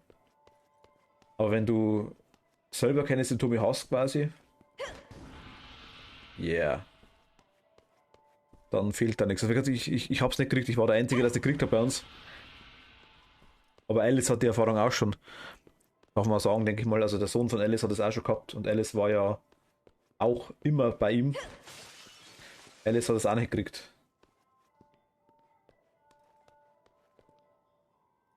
Der Schnelltest, sie wollte so Fußpflege, der Schnelltest war positiv am Montag. Der Schnelltest kann aber auch durch die Impfung positiv sein, gell? Also die PCR-Tests, was ich weiß, war so ein Fall bei mir, hat immer geheißen, darum habe ich so viele gemacht in der Zeit, dass die quasi sehr, sehr, sehr lange noch positiv sein können. Zum Beispiel, ich bin da wieder in die Arbeit gegangen, mein Vater hat zum Beispiel dann auch einen Test machen müssen, ist ja der gleiche Haushalt. Und der Schnelltest von meinem Dad war auch noch positiv und der PCR-Test war auch positiv. Allerdings geht es darum, um die, wie heißt es denn? Um den CT-Wert, der Cycle Threshold, quasi wie oft du den Virus vermehren musst, dass er nachweisbar ist. Je höher die Zahl, desto weniger ansteckend. Ich glaube, unter 30 ist es ansteckend, ab 30 gilt es da als nicht mehr ansteckend und ab 35 ist eigentlich alles ja, vorbei, sage ich jetzt mal. Aber du bist noch positiv, also der Test zeigt noch positiv an. Ich habe auch gehört, dass bei Impfungen quasi angeblich die Tests, gerade die Schnelltests, auch positiv anzeigen können. Heute war sie beim Arzt angeblich auch positiv, aber angeblich das Ergebnis. Also,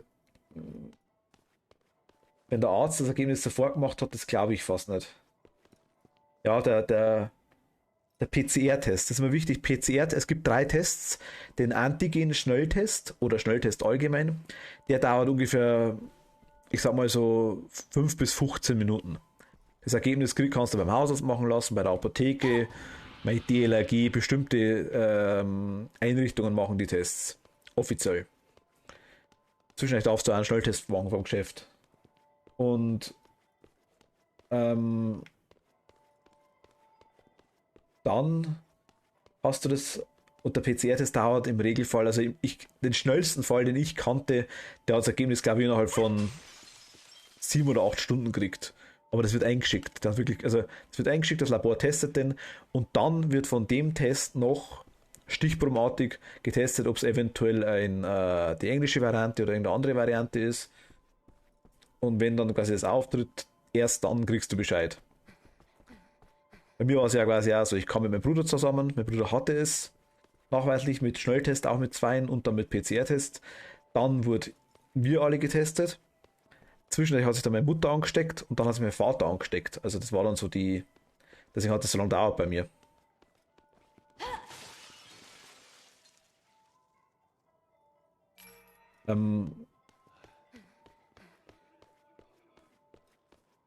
Also wenn sie einen positiven Schnelltest hat, ist sie eigentlich verpflichtet, einen PCR-Test zu machen und sich in Quarantäne zu begeben, eigentlich. Ja, die erste Impfung ist ja kein kompletter Schutz nicht. Es ist erst komplett mit der zweiten Impfung. Ich kann's nicht lesen. Ich glaube, ich muss etwas einsetzen. Jake könnte das vermutlich lesen. 3 Medaillons für den Westen. Und man braucht 10 Medaillons, um den Durchgang zum Osten zu öffnen. Genau. Nishi und Toro. Ich kann das nicht genau, ja. Ich glaube, das kann sein.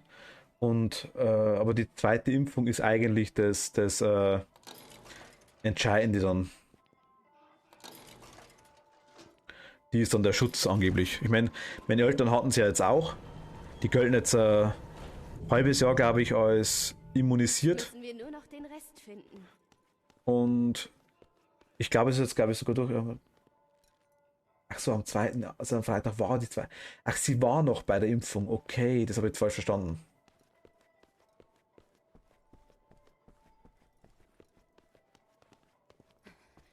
Aber ich zum Beispiel meine Eltern, wenn ich jetzt denke, die werden erst, ich glaube, im November geimpft.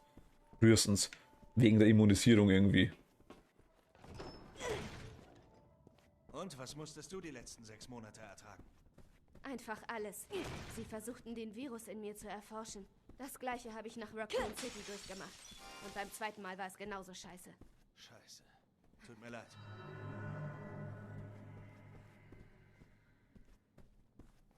Ich habe ziemlich große Aschenbecher da. Musste einfach dagegen reden.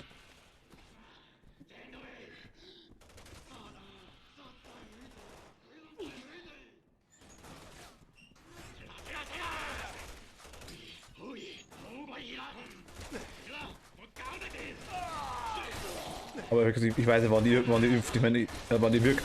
Ich denke, das ist genau wie bei jeder anderen. Alter, was ist nicht los? Wie bei jeder anderen Impfung auch, denke ich mal. Der Körper muss dann erst einmal Antikörper aufbauen und so weiter, ja.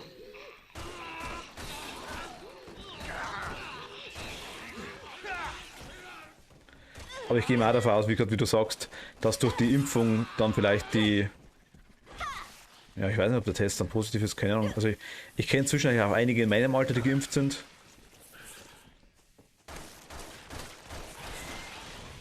Da hat natürlich keiner einen Test gemacht, glaube ich, danach. Schnelltests wohl schon.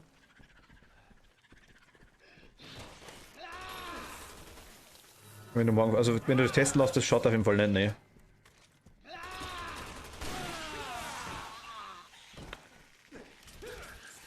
Aber du hast aktuell Homeoffice, glaube ich, oder? Ist es noch aktuell?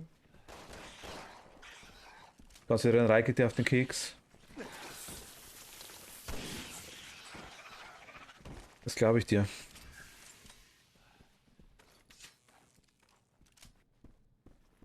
Oder meinst du denn in einem Spiel? Ich hoffe mal nicht. Aber ich sage, ich war jetzt auch fast 3 Wochen eigentlich eingesperrt daheim. Homeoffice, sehr gut.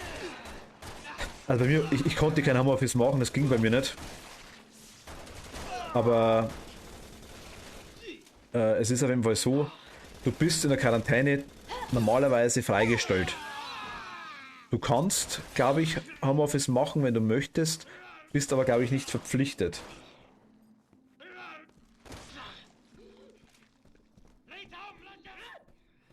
Zumindest war es bei mir so. Mondscheinsonate. Okay, doch nicht.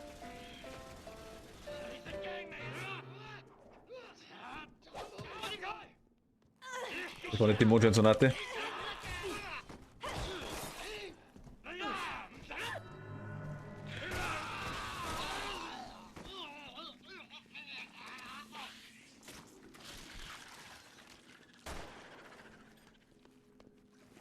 Musste sein.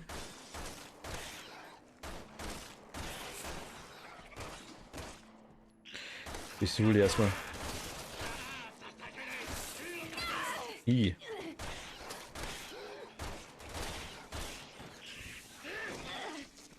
Ich klebe.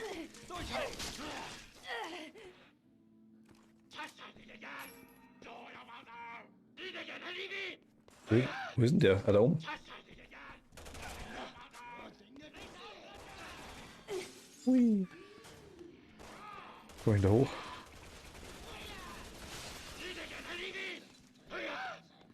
Hä?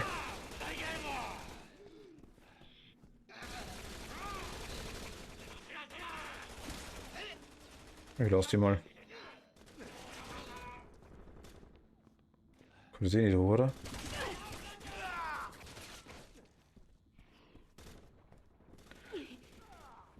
Aber ich bin auch gespannt, wie lange das noch geht, die ganze Zeug, weil ich meine, ich finde es aktuell ein bisschen unfair, weil jetzt natürlich die ganzen, ich sag mal, Geimpften,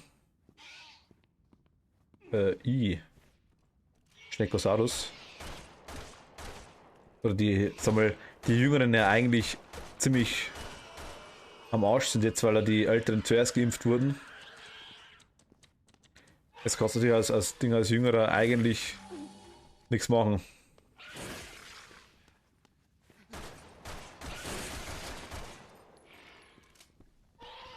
Komm her, ich box dich.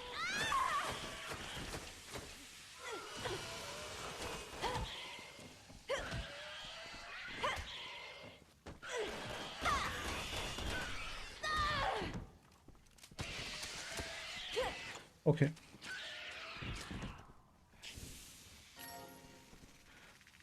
Das ist alles drin, okay.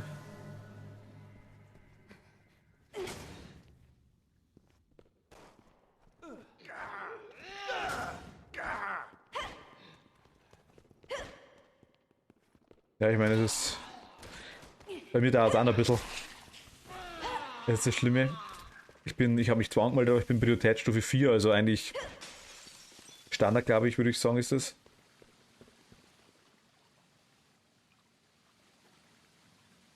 Will ich da rein? Wenn jemand bis ich zur Impfung drankommt, dauert das wahrscheinlich noch ein bisschen.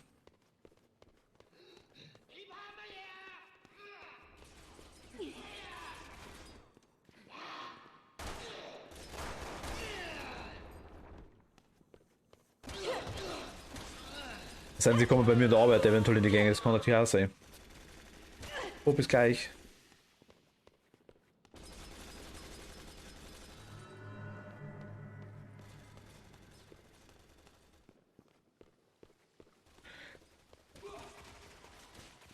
Da war eine Medaille drin, sagt sie. Ich wollte dich gerade fragen. Ich wollte dich gerade fragen.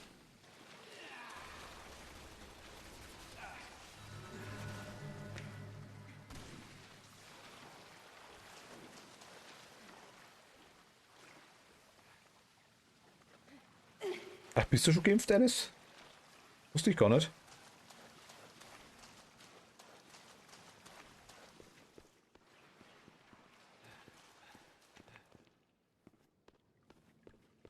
Ich muss auch mal schauen, ich muss mit dem Hausarzt einmal reden, weil ich glaube, mit dem Hausarzt geht schneller.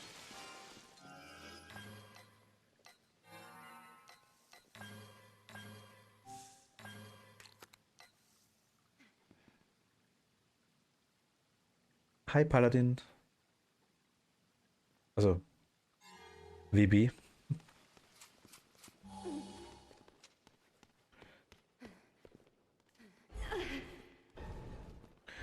Ich sage, ich muss mit dem Hausarzt mal reden, vielleicht geht das irgendwie. Ich habe das quasi das Pech gehabt eigentlich, dass ich es nicht gekriegt habe. Blöd, wie es anhört. Weil es mit der Immunisierung ja doch, aber da liegt was. Die Immunisierung quasi jetzt auch nicht habe. Das meintest du alles, oder? Genau, hab's gerade gesehen. Eine fehlt uns noch, oder? Eine brauchen wir noch.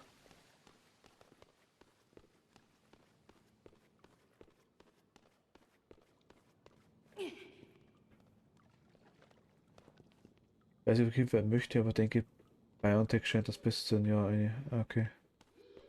Ja, ich sag mal, Paladin, wenn es um das geht, ich hab mir die Zweifel als meinen Impfpass durchgeschaut.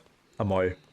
Ich, wenn allein die Zeckenimpfung anschaue, ich wurde noch nicht einmal, glaube ich, mit dem gleichen Impfstoff geimpft. Immer was anderes. Von dem her, ich weiß, mein damaliger Hausarzt hat mir damals eine Dreifachimpfung gegeben. Also eine Dreifachimpfung. Weil ich was versäumt gehabt habe. Aber ich weiß irgendwie Zeckenimpfung und die Dreifachimpfung und noch irgendeine Impfung zur gleichen Zeit gekriegt, was man eigentlich nicht machen soll. Da meinte ich, halt das schon aus. Beste Hausarzt, den ich jemals hatte. Leider schon in Rente.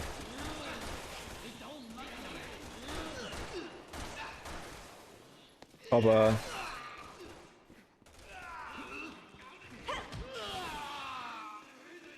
da wird das auch nicht nachgefragt werden. Auch in der Arbeit, bei uns auch. Bei uns wurde der erste Betrieb wurde schon geimpft tatsächlich. Aber Problem ist halt wirklich die Menge an Impfstoff, die eigentlich. Sie wollen jetzt gerade in Deutschland, glaube ich, pro Tag 1 Million impfen. Wollen sie? Ich bin gespannt. Grippimpfung zum Beispiel habe ich nicht. Aber wenn du die hast, ich will mir mit der Corona-Impfung tatsächlich auch keinen Kopf machen, wenn ich ehrlich bin. Bei keiner anderen Impfung fragt irgendwer nach. Und ich weiß, ein Freund, also Bekannte von mir, die wurde, ich glaube, die erste Impfung, glaube ich, war AstraZeneca. Die zweite Impfung, glaube ich, war BioNTech. Bei der ersten Impfung war sie quasi in einem Krankenhaus noch angestellt. Bei der zweiten Impfung ist das, glaube ich, irgendwie in einer Einrichtung für ich glaube, behinderte Menschen. Also körperlich behinderte Menschen quasi hat es, glaube ich, jetzt irgendwie die zweite Impfung gekriegt. Und da war halt dann quasi mit BioNTech. Also sie hat quasi beide Impfungen mitgenommen, wo die schlimmste ist. Ich glaube, bei AstraZeneca soll die erste Impfung die schlimmste sein. Bei BioNTech soll es die zweite sein.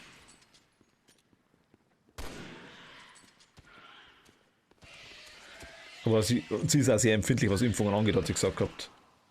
Hat es auch jetzt mal, glaube ich, ein bisschen gehabt. Und ich habe mich auch nur impfen lassen, weil mein Sohn die britische hatte und da mein Freund viel in der Schweiz ist und das auch viel britische verbreitet. Ich möchte nur, dass es nicht, wenn ich mich anstecke, schlimm ausgehen könnte, da ich Risiko bin. Ja, hast du gesagt gehabt, Alice, ich weiß, ja. Verstehe, ich meine, ich selber glaube ich, die Chance, dass ich es kriege, ich meine, wenn ich jetzt nicht angesteckt habe, ich weiß es nicht.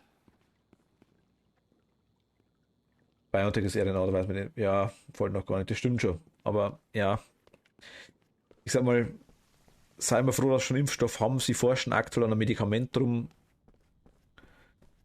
Mal schauen, wo das noch hingeht.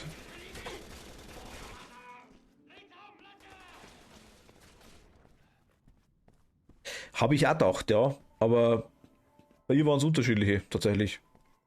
Waren 2 Impfungen, also einmal BioNTech, also das erste Mal AstraZeneca, das zweite Mal BioNTech. Komplett anderer Wirkstoff, war wohl egal. Also, sie gilt als geimpft. Hat 2 verschiedene Papperl im Impfpass drin. Kannst du auch. Was? Da kannst du auch nach hoch, glaube ich, in der. Oh, achso, in der Bar.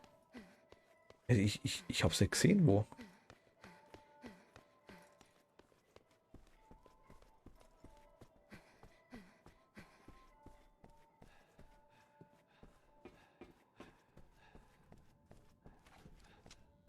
Ich hab mal so viel Munition. Munition war mal mein Freund, weißt.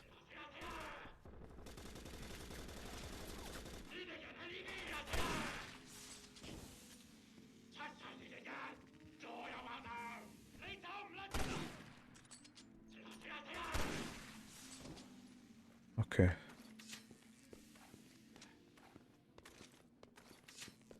Aber wie komme ich da hoch? Ich weiß nicht wo.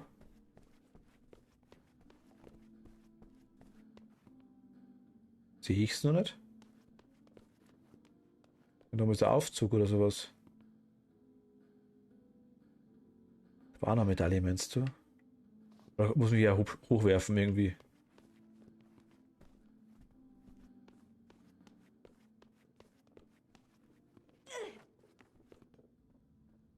Der Knopf.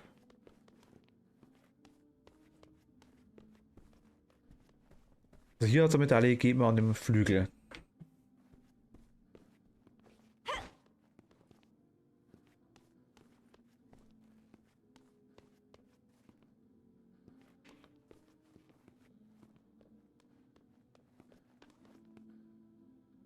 Komme ich da woanders rein eventuell? Und hier geht's runter. Hier war eine drin. Hier sind wir da wieder in dem Bad. Ja, das weiß ich. Ich meine, du kommst oben auch hin. Oder kommst du oben irgendwie rein? Hm.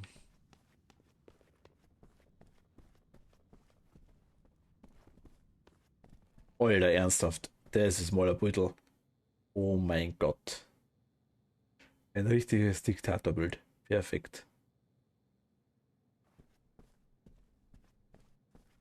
Ich habe eine Photovoltaikanlage bestellt. Wechselrichter habe ich schon verbaut und warte auf die Module in 3 bis 4 Wochen. Wie groß? Also wie viele... Und unter dem Tisch lag mal eine. Okay. Wir haben auch eine Photovoltaik, Paladin. Jetzt muss ich lügen, ich glaube mit 11,5 kW oder irgendwie sowas. Aber die haben wir schon 15 Jahre, glaube ich. Läuft aber, glaube ich, 20 oder 25 Jahre, glaube ich. 10 kW Peak. Ich glaube, bei uns waren es war nicht klein, tatsächlich. Also ich glaube, bei uns waren es irgendwie so 11, 11,2, 11,5, irgendwie sowas. Aber ich sage, wir haben noch ganz, ganz alte. Also die Effektivität, sage ich jetzt mal, bei uns ist das relativ groß, bei uns die Effektivität ist natürlich deutlich gestiegen mit den Dingern.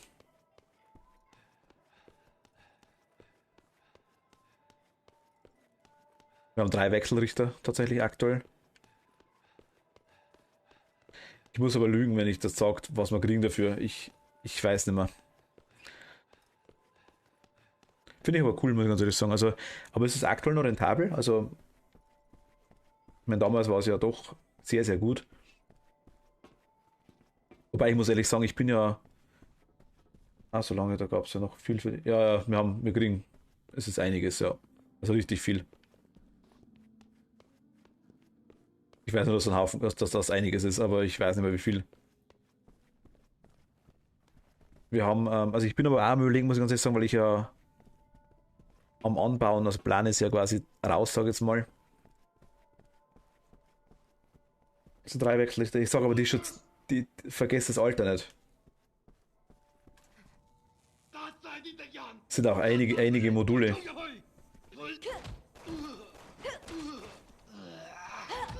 Auf jeden Fall bin ich quasi am Überlegen, ob wir nicht sogar hergehen und wenn ich quasi dann irgendwann mal anbaue, wenn es mal durchkommt, da auch eine kleine Photovoltaikanlage drauf mache. Ich denke, da ist noch eine. Der hat noch eine. Okay, dann haben wir 10. Und eventuell eine Seite wäre perfekt, glaube ich, aber auf der anderen Seite haben wir schon überlegt, vom Dach vielleicht auch. Ist zwar nicht optimal, aber es müsste sich rentieren eventuell. Müssen wir sich mal durchrennen lassen. Weil von der anderen Seite quasi ging es bei uns auch. Aber für mich sehe ich es mehr als Hobby. Ich finde es gut, so kann ich weiter an meine Elektrik-Smartphone basteln.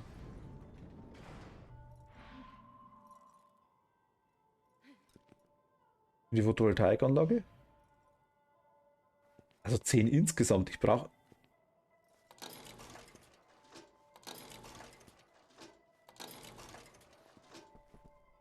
Okay, sind 13 drin.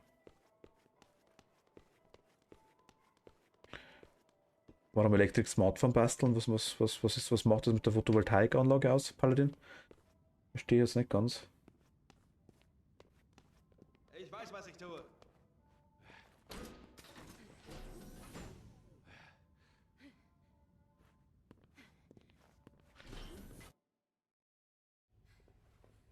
Musste ich da rein?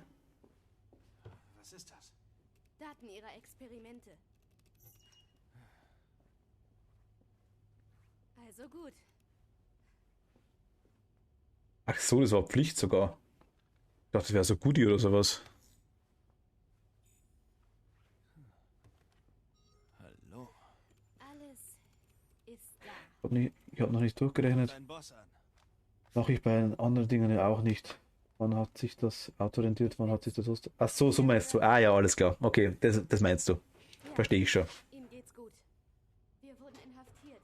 In einer Anlage. In China. Wirklich? Okay. Ja, gut, verstehe ich. Also, Ich schicke die genauen Koordinaten. ich meine, ich werde es bei mir dann schon durchrechnen müssen oder durchrechnen. Es ist vorbei. Wir sind gerettet. Juhu. Bist du fertig? Wobei es vielleicht einmal irgendwann interessant wäre mit, ich meine, Fertig. Elektroauto, Verschwinden wir endlich von hier. wenn man Strom selber kriegt über die Solaranlage, die auf dem eigenen Haus drauf ist, mit, ich sag mal, einer Batterie, wo man auch ein bisschen zwischenspeichern kann, den Strom, eventuell, weil das einfach von der Einspeisung her sich vielleicht weniger rentiert irgendwann einmal. Gehen wir. Mit diesen Typen ist nicht gut Kirschen essen. Dann ist der Strom auch Gut. sauber, Sowieso genug von diesem Ort. wie man so schön sagt. Und natürlich ist die Batterie dann so ein Thema von dem Elektroauto. Werde ich dann die Smartphone-Steuerung ein, wenn alle Geräte ausschalten, wenn kein Strom kommt, möglichst erst anschalten, wenn genug Spannung da ist. Ah, okay, nice. Cool. Wir hatten damals, ich weiß nicht mehr, wie die Firma geheißen hat, Sun irgendwas, also ganz alte Steuerung mit einer seriellen Schnittstelle quasi dran.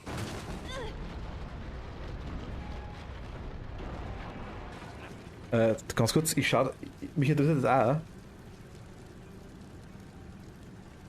Elektroauto wäre auch sau cool, muss ich ganz ehrlich sagen, ja, finde ich auch.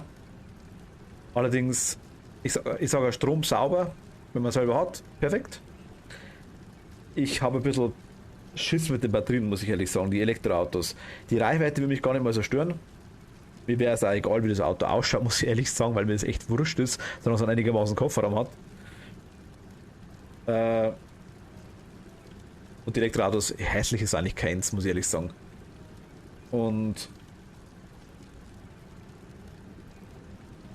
ich sage die Batterien. Ich finde es mit den Batterien, mit dem Kobalt und dem ganzen Zeug mehr als falsch.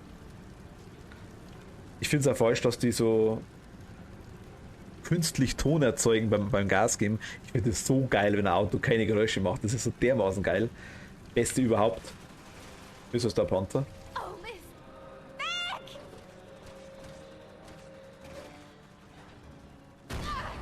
Ernsthaft?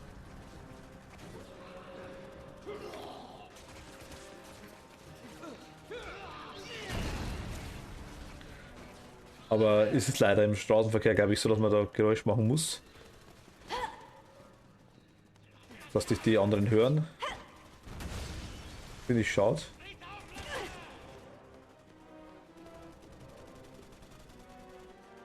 Also ich habe ganz normal, ich habe aktuell ein Gasauto. Mit Flüssiggas.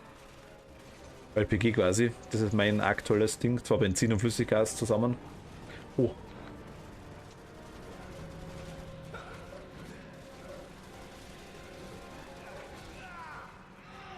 Da war ein blaues Ding. Irgendein Koreaner oder so. So bietet eine Angabe eines Ende des Jahres oder auch extra die Quellen. Weil man macht ja nicht jedes Elektroauto. Was? Bietet einen an, glaube ich, Ende des Jahres, der auch externe Quellen speisen kann. Macht er nicht jedes Elektroauto, sprich das Auto als Stromspeicher nutzen. Sprich wirklich so, ja, ich lade mal mein Handy oder scheißegal was für ein Zeug. Also Handy ist ja wahrscheinlich das kleinste noch. Geht es um ganz andere Sachen.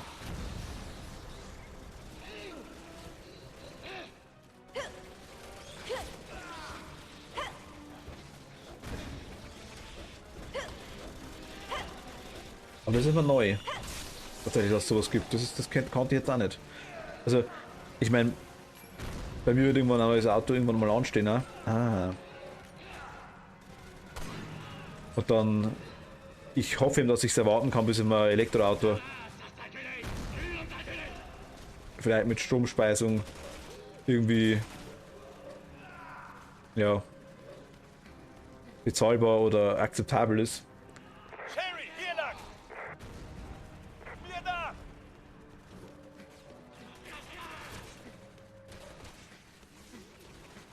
Ich weiß, was ich tue! Aber aktuell sind die so dermaßen teuer oder einfach nur irgendwie nicht rentabel aktuell, finde ich. Wobei ja schon ganz was. Ja, es gibt einen Adapter für den Ladestecker, den kann man über 3 kW aus dem Wagen. 3 kW? Okay, wie lange hält das dann?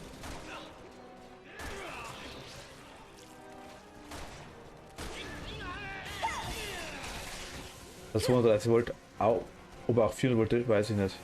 Aber 230 Volt ist ja schon krass eigentlich. Ich meine, also 12 Volt Auto, wenn du so willst. Also, theoretisch. Weißt du, was ich meine? Mit Spannungswandler und alles, ja. Verfluchter Mist!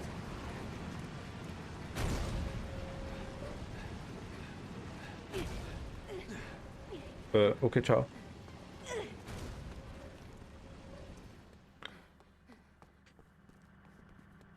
Kathi, hi. Liebe Grüße.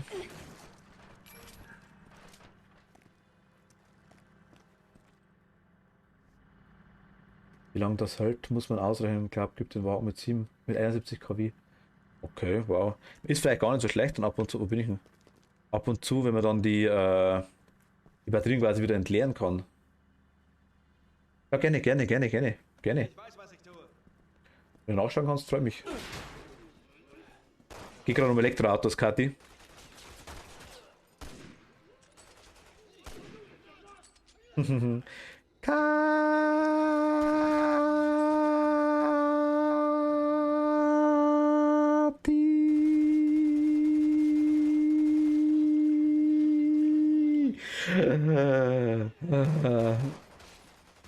Nicht der Schreckenpaladin. Ich glaube, du hast das schon öfter mitgemacht, oder?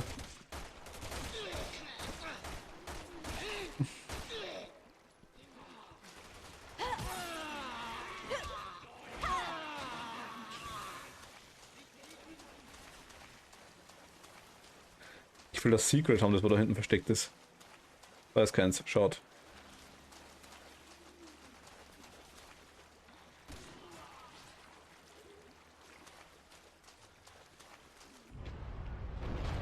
Ui, Panzer, ernsthaft?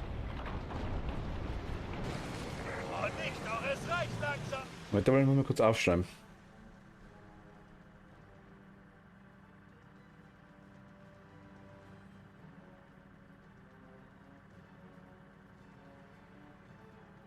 Hyundai Ioniq 5.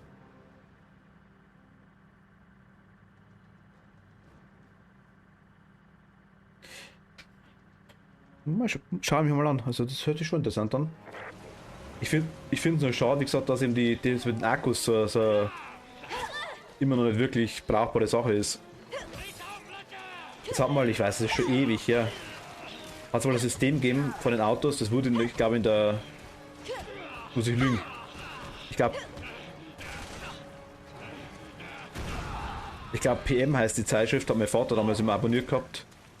Da war das System drin, das quasi, ich glaube an, Moment, dass ich es zusammenbringe. Du hast quasi 2 Tanks, glaube ich. Es ist eine Flüssigkeit drin, die mit Strom geladen werden kann. Also ich meine, das System wird sich wahrscheinlich nie durchsetzen, das ist schon ewig alt. 800 Volt Ladetechnik, wow, okay, das hört sich gut an. Auf jeden Fall war es quasi so, du hast irgendwie quasi, die Flüssigkeit hat sich entladen. Und wenn du quasi an eine Tankstelle gefahren bist, hast du geladene Flüssigkeit getankt und die entladene Flüssigkeit gleichzeitig quasi wieder reingepumpt in die Tankstelle. Diese wurde wieder dann geladen. Wie das geladen wird, keine Ahnung, es war damals ein Prototyp, ist glaube ich auch schon ewig lang her. 15, 20 Jahre, glaube ich, die Info. Ist schon alt. Eines der ersten Elektrosysteme. Wäre halt quasi ein Kreislauf, der dann nicht kaputt geht. Und das mit den Akkus, wie gesagt, das ist halt so eine Sache. Wenn ich die mieten muss, weiß ich nicht, wenn die dann kleine Kinder irgendwo in sonst was aufgraben, aber...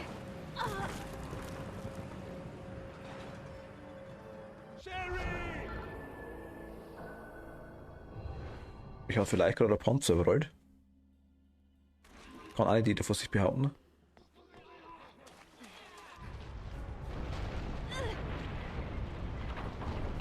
Der Vater hat letztens irgendwas erzählt über einen Wagen mit Solarpanels. Ja, habe ich auch schon mitgekriegt.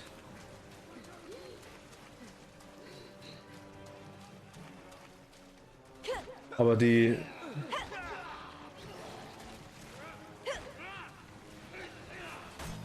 Ich sag mal, mich interessiert das Thema schon ein bisschen. Mein Dad sucht da schon ewig lange danach. Aber Solarpanel glaube ich nicht, dass das in irgendeiner Weise aktuell noch... Also, dass es aktuell schon irgendwie nutzbar ist, weil du einfach viel zu viel, ich sag mal, Strom brauchst, um das irgendwie zu... Also, das geht vielleicht, wenn du nichts drin hast im Auto, ja. Aber Klimaanlage, das zieht ja alles Strom ohne Ende. Aber Kathi, mal eine ganz dumme Frage. Warst du gerade kurzzeitig AFK? Ich frage für eine Freundin.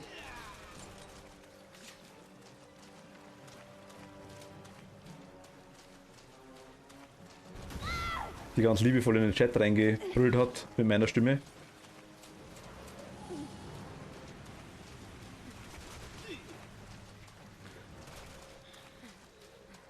Und ganz traurig vom Bildschirm sitzt, weil sie keine.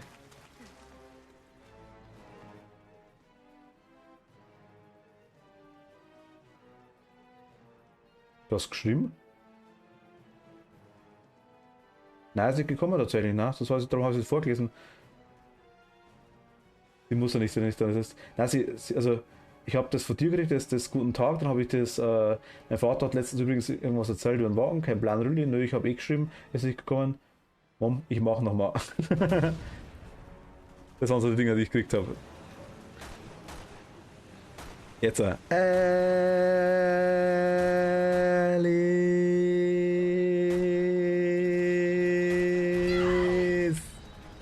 Ich darf nur, wenn es dort steht, weißt du.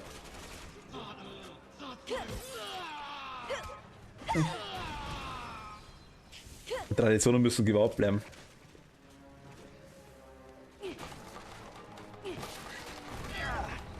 Ah, das gibt es bei Hyundai auch, da auch hat Solarzellen. Ach so, 41.000 bis 58.000. Der Hyundai kostet zwischen 40.000 und 60.000 Euro.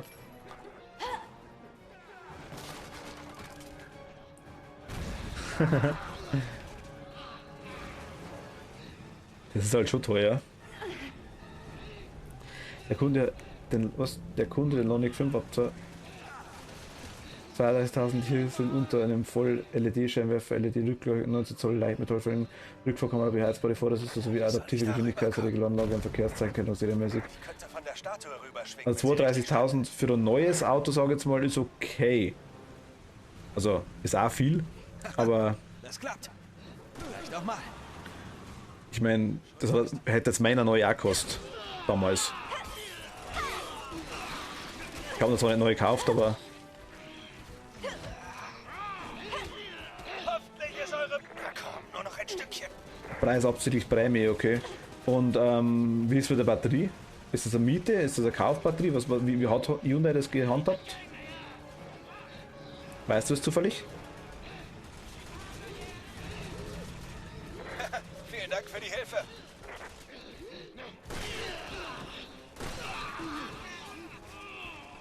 Sherry, hier ist dein Motorrad. Halte durch. Okay! Also die Prämie haben die schon abgezogen, ja, ist ja klar, logisch. Aber ist im Kaufpreis dabei, sprich du musst quasi dann nach ein paar Jahren eine neue Batterie kaufen dann wahrscheinlich. Die wird ja quasi schlecht. Ja gut, okay. Er reitet jetzt auf der Kugel da hinten, na doch nicht, okay.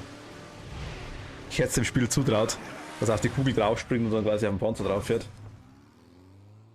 Keine Miete ist mit dem Kaufpreis. Ja gut, okay.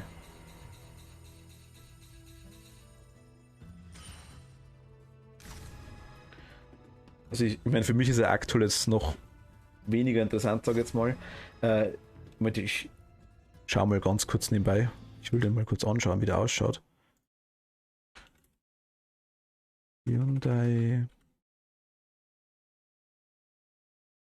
Ioniq 5. Okay.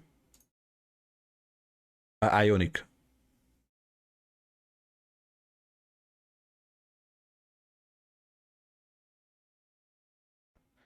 Schaut zwar seitlich aus, als wenn man reingefahren wäre.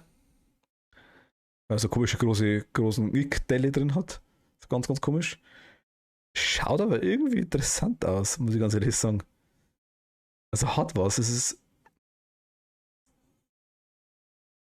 so voll modern auf Retro-Design, sage ich jetzt mal. Irgendwie.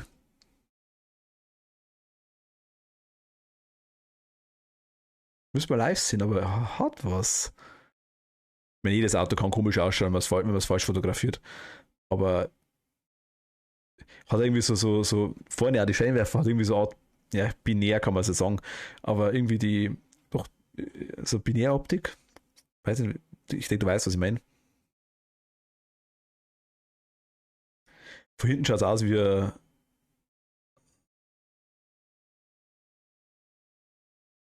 ein Auto aus die 80er, sage ich jetzt mal irgendwie so halb. Es hat irgendwas, muss ich ganz ehrlich sagen. Finde ich schon cool. Seitlich schaut er ein bisschen komisch aus, wenn man vor allem falsch anschaut, weil wirklich ausschaut, wie man mit einer riesen fette Delle drin hätte. Aber trotzdem, finde ich nice, gefällt mir. Weißt du, ob es ein neues Kombi gibt?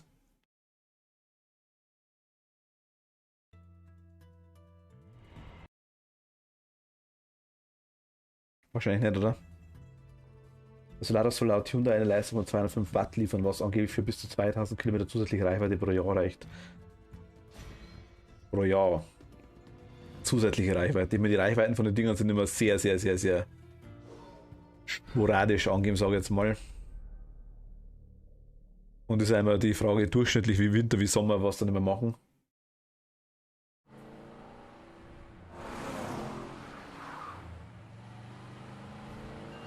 Nein, es geht nicht um die Höhe, es geht einfach um die Ladefläche. Höhe natürlich auch, also es ist für meine Eltern auch interessant. Kommt mir nicht bekannt, denke ich. Wir haben aktuell, mein Vater gab aktuell einen Renault Scenic. Megane oder was? Renault Scenic, glaube ich, heißt das Ding, ja. Katastrophe, in das Auto bringst du 24 Kasten rein. 24 Kästen. Plus Fahrer und Beifahrer. Also legit getestet, also das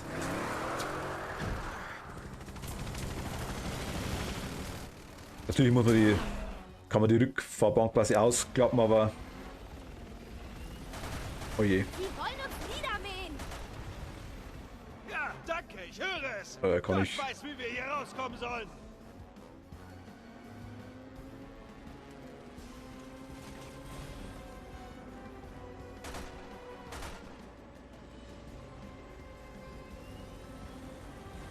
Hört sich viel an. Ja, irgendwie. Es ist auch viel. Wir haben es getestet. Also, du bringst die. Du musst quasi die Rückfahrbank. Oh mein Gott, Jake! Diese Zerstörung, die Hölle auf Erden. Was? Eliminieren Sie alle Feinde. Was? Was?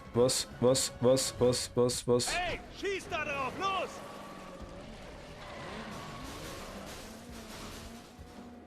Also du kannst quasi die teilweise zwei, also immer zwei übereinander, teilweise drei übereinander. Klau ich eine Limousine. Und funktioniert wirklich. Die Rückfahrbank musst du halt ausbauen und teilweise. Halt dich gut fest, Die kannst du aber problemlos rausklappen bei dem Ding. Die kannst du einfach wirklich mit einem Handgriff wieder draußen. Ich bin zu alt für sowas. Ich mein Astra oder so alt wie. Was? Moment. Ich bin zu alt für sowas. Ich habe meinen Astra, der so alt ist wie ich. Schlachtschiff mit dem Kofferraum, Wien, halbes Fußballfeld, damit kann ich leben. Bei mir hat der Kofferraum immer gereicht, bei mir geht es zwar immer, aber würde ich ihn nur 1- bis 2-mal im Jahr nutzen. Ja, Kofferraum ist bei meinem Dad sehr, sehr wichtig tatsächlich. Ich will eher mal eine Anhängerkupplung. Ja, wir haben keinen Anhänger. Ich habe keinen Führerschein für den Anhänger, also für den großen. Also ich meine, Kathi, verstehe mich nicht falsch, ich zu alt, ich bin älter wie du. Aber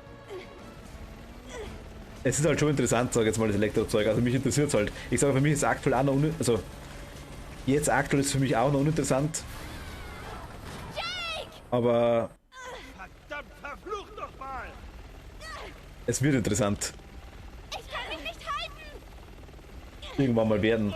Und für meinen Teil ist es ja schon seit Jahren interessant tatsächlich. Ah, X-Spammen. X-Spammen. Nein. Spam. Nein. Doch, okay. Alles klar, das tut gar nicht weh. Alle Rippen brauchen. Alles okay? Ja, gut gefangen! Also ich schaue die Kamera.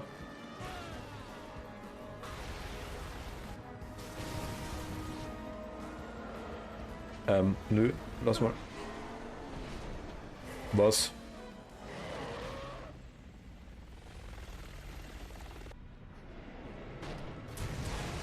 Hui.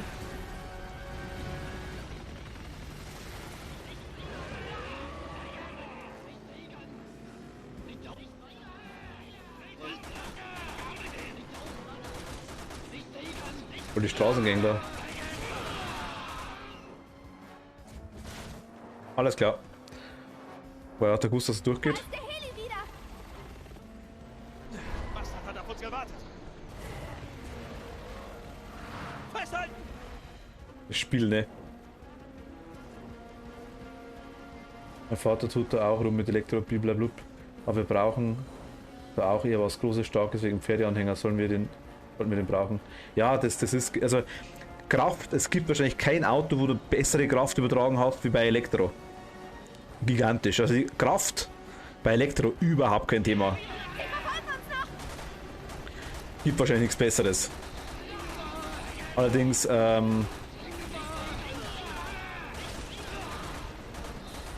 ich weiß nicht, wie die Dinge, wie die Elektroautos mit Anhängern sind. Gibt es, glaube ich, auch ganz regulär.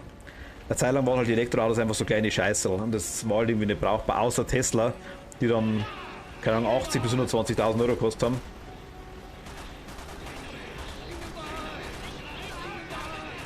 Das war dann wieder ganz was anderes. Aber Pferdeanhänger, ja gut, das glaube ich dir.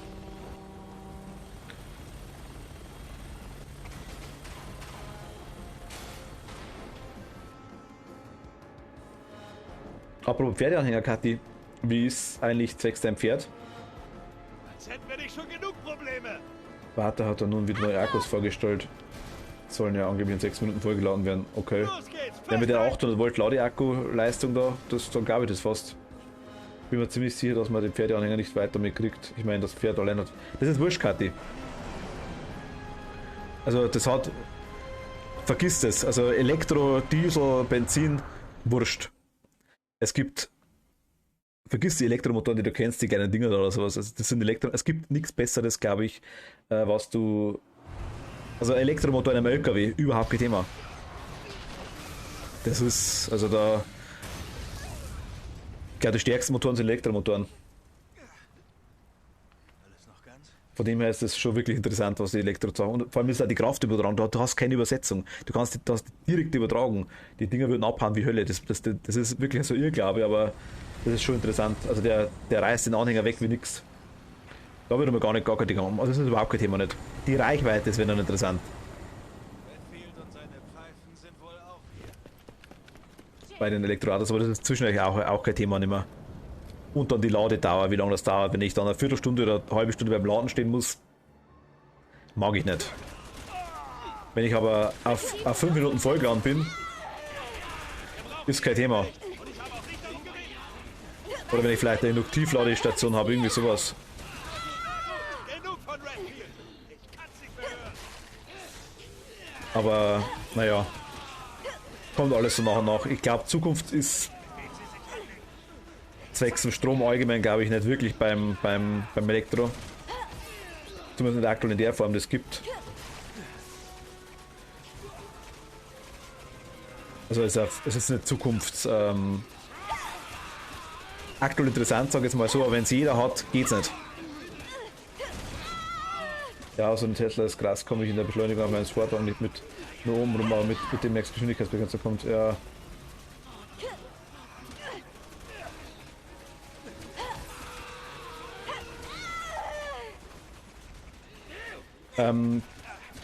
Ganz kurz zu dem Thema Ladestationen. Ich habe ein Gasauto. Ich habe das 2007 gekauft. Zu dem Zeitpunkt, wo ich mein Gasauto gehabt habe, hat es fast keine Tankstellen gegeben.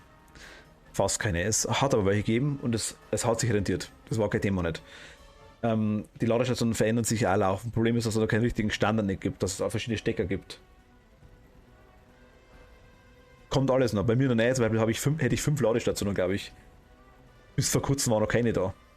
Aber ich sage ja, ist Geschmackssache. Meistens hat man die Ladestation dann auch irgendwie selber im Haus mit drin. Eventuell. Aber ich sage ja, es funktioniert nur so lange, wie es nicht jeder hat. Wenn jeder Elektroautos fahren wird, das System wird zusammenbrechen ohne Ende, weil es immer funktionieren wird. Die würden ja die Batterien gar nicht herbringen, die Akkus und das Zeug. Gas ist es, glaube ich, gerne als Ladestation, oder? Zwischenzeitlich glaube ich ja. Wobei immer wichtig, ob Erdgas oder LPG. Aber gerade dieser Österreich, muss man auch dazu sagen. Bei denen schaut es wieder ein bisschen anders aus. Aber ich glaube, Wien, Umgebung, Burgenland, das Eck, da war doch, glaube ich, schon was. Aber ich sage ja, ich bin jetzt aktuell, ich will mir jetzt auch aktuell noch keinen kaufen. Aktuell noch nicht. Weil es einfach noch zu. Wenn ich eine Solaranlage, wie gesagt, am Dach drauf habe und die dann quasi eben das selber einspeist, das selber speichern kann, das Auto dann geladen wird über Nacht, ich ja selber eine eigene Ladestation in der Garage habe, dann ist alles interessant. Dann. Tesla, die anderen Autos zeigen halt laut Routenplan ja direkt an, wo man laden kann. Machen es auch. Aber ich sage, das ist das, mir hat immer die Reichweite abgeschreckt, was ein Thema. Das ist eigentlich behoben, sage ich jetzt mal. Und mich hat die, ich meine, natürlich muss man auch dazu sagen, um bei dem Thema zu bleiben, die Batteriemiete schreckt viele ab, beziehungsweise die Batteriekosten schrecken viele ab. Klar ist ein großer Batzen Geld dann wieder, aber das muss man halt auch sagen, man hat halt so fast keine Kosten. Ich meine, es ist ja eigentlich, du hast keinen Ölwechsel und nichts, das Ding braucht ja nichts. Das Solar- und Autoladen über Nacht. Wenn man die Solarpanels quasi am Dach rum hat und eine Möglichkeit hat, das zum Speichern mit der Batterie, das meinte ich, dann kann man das Auto über Nacht laden. Das war mein Gedanke. Gibt ja auch so große Schränke, die dann quasi irgendwie ich glaube 24 Stunden das irgendwie speichern oder 48 Stunden teils sogar. Rentiert sich aktuell auch noch nicht. Ich finde das echt gut, aber wegen dem Tacho würde ich ihn mir nicht kaufen. Also Tesla wäre mir zu teuer, muss ich ganz ehrlich sagen, aktuell. Aber um nochmal auf Karte zurückzukommen, also ja, bei uns mit Kuhkauf, das nicht mal Kühe hat, würde ich wahrscheinlich gleich eine Ladung verfahren, dass ich zur nächsten Ladestation komme.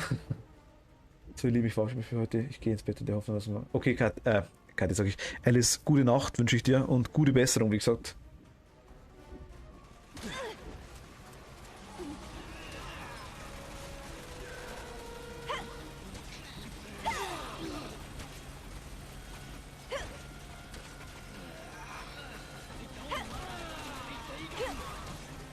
Gute Nacht, bis zum nächsten Mal.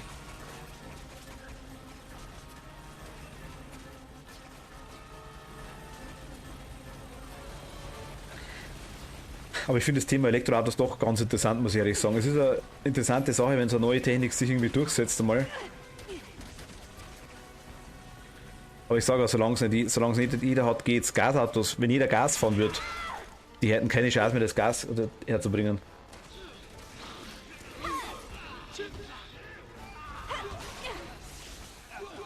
Also einfach ist es nicht. Ich meine, ich wohne auch nicht in der größten Stadt, sage ich jetzt mal. Das ist auch eine kleine Stadt mit knapp 5000 Einwohnern, sage ich jetzt mal.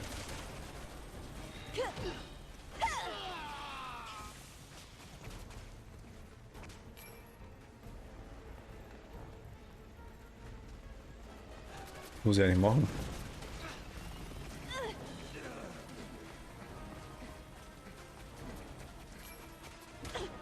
Okay, aber nebenbei spielen mit euch Ratschen, glaube ich, ganz gut aktuell.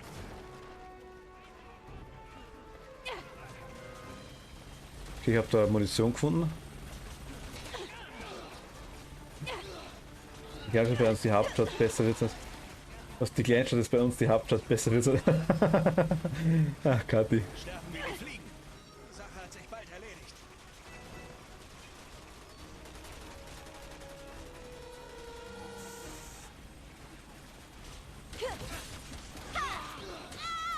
Aber schießt der auf mich oder wen schießt denn der?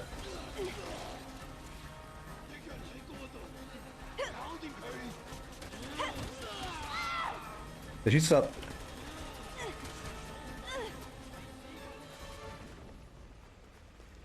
Ich weiß leider nicht, was ich machen muss. Ich bekomme 370 Wattzahlen, aber mehr als 10 Kilowatt Peak verpasst. Nicht aufs Dach. Also auch zu wenig Platz, okay. Ich sage, wie viel Watt unsere Zellen haben, kann ich da nicht sagen. Ich weiß leider echt nicht. Ich weiß, dass sie dementsprechend alt sind, also wahrscheinlich die Hälfte vielleicht eventuell. Ich kann es nicht sagen. Die Technik von den Solarzellen hat sich ja wirklich massiv geändert. Also das ist ja krass, was da jetzt drauf geht. Hauptstadt hat so bis 10.000 Einwohner.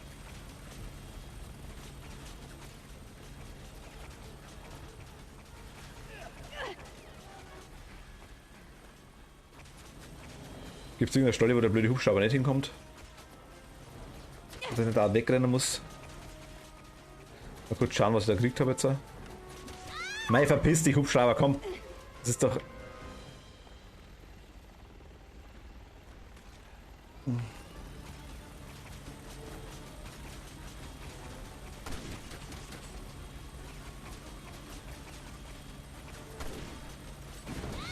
Ah, da sitzt einer daneben. Sehe ich's erst. Willst du nicht draufschießen? Jake, das ist der letzte. Ach, der hilft mir, der Hubschrauber, oder wie? Nee, doch nicht. Wenn das Haus nicht so hoch wäre, 2,5 Stock, würde ich selber verbauen. Okay. Ich dachte, wir müssen hier übernachten. Hier lang! Okay. Also bei uns haben sie damals einfach einen Scheiß gemacht, das weiß ich noch, weil vor kurzem hat irgendein Wechselrichter gesponnen und normalerweise baust du die Wechselrichter irgendwie einfach, dass du sagst, okay, ein Wechselrichter, zweiter, dritter als Beispiel jetzt, verschiedene Reihen hast. Und bei uns ist es irgendwie so. Hier nach! Und der andere geht irgendwie so nach unten, also ganz, ganz komisch. Wenn das Haus nicht. Aber sie sind auch von der Fläche größer als die Zöllen früher, deswegen weiß ich gar nicht, ob ich so viel stärker sind. Irgendwie bei 20% Leistungsabwerte. Also ich glaube, wir haben mal geschaut, eben wegen dem Bereich, wo ich gesagt habe, auf dem Dach Anbau, den ich dann hätte. Es ist schon so, dass dass die Zöllen, die wir jetzt haben, beziehungsweise weil wir dachten, es wäre eine kaputt, so muss man eigentlich mehr sagen, sind wir draufgekommen. Diese größer, hast du vollkommen recht, das haben wir auch gemerkt, die würden nicht mehr reinpassen, aber ich glaube, dass die fast das Doppelte an Leistung hatten. Und nicht wirklich, also die waren 10% größer, sage ich jetzt mal, oder 15%, aber hatten, glaube ich, das Doppelte oder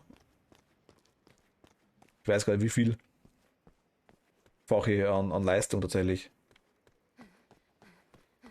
Im Verhältnis zu unseren, muss man auch wieder dazu sagen. Die Firma, die unsere gebaut hat, gibt es ja nicht mehr. Also das ist ja Standard damals gewesen. Die sind ja aus dem Boden geschossen wie Schwammerl. Und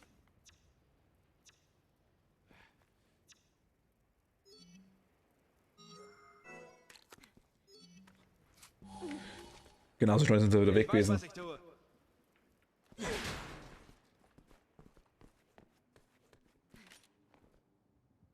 Arbeiterpartei. China.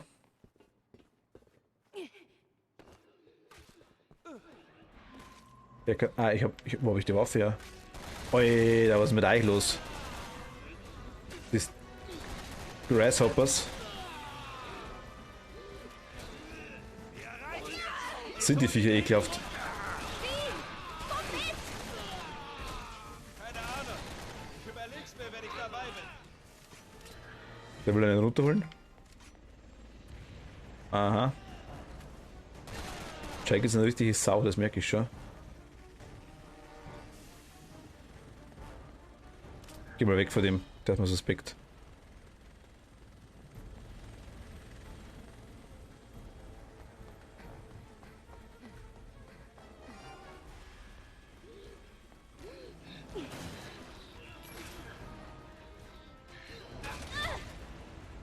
Was naja, meine Expertise liegt halt bei 1 PS. Achso. Chris ist auf dem Dach und versucht, den Heli abzuschießen. Es läuft nicht so gut für ihn, oder? Soll ich ihm zeigen, wie es geht? Naja, ich habe Sprengsätze, die für Chancengleichheit sorgen. 1 PS ist cool. Ich bin tot.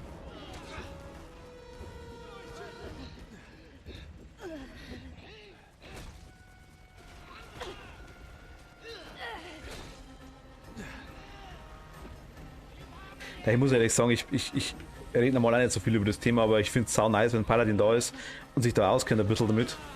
Das ist schon super geil, wenn man dann, also ich rede dann schon über sowas und mich interessiert es dann schon.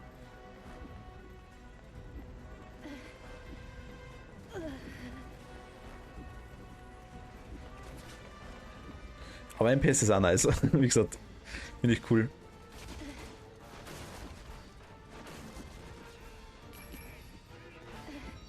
Also ich habe so viel Scheiß dabei.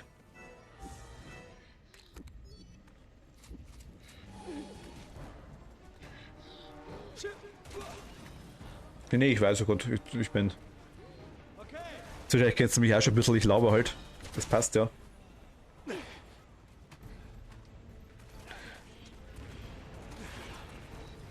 Ich hätte gern und viel.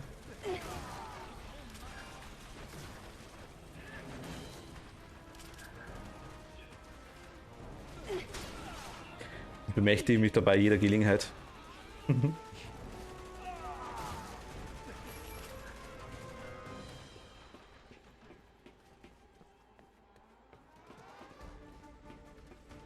Was habe ich jetzt eigentlich gemacht?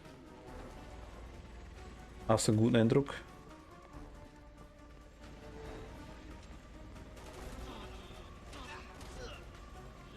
Müssen wir den Heli abschießen?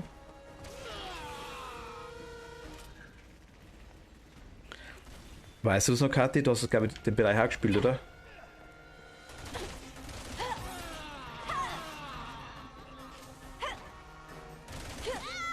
Also, das, was ich aktuell mache, in die Gegner rein, ist falsch, oder?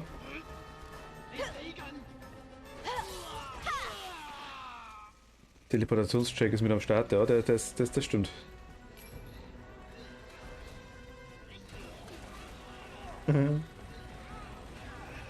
Oder Yoga-Teleport. Yoga-Teleport.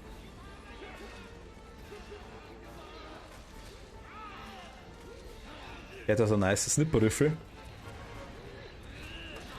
Die Schnipperrüffel. Jake, teleportier dich mal.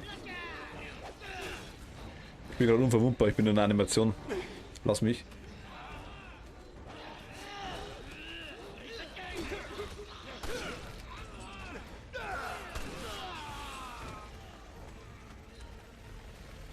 Achso, ich kann die runtertreten jetzt.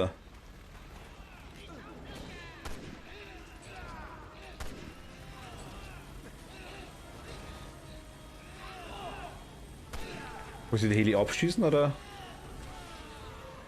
Was muss ich machen? Ich frag dich aber. Was machst du jetzt?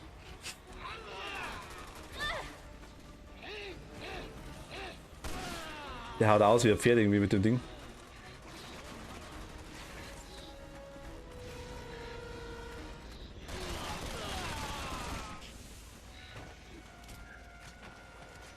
Was schießt ihm auf den Sack und er explodiert? Ja, ja.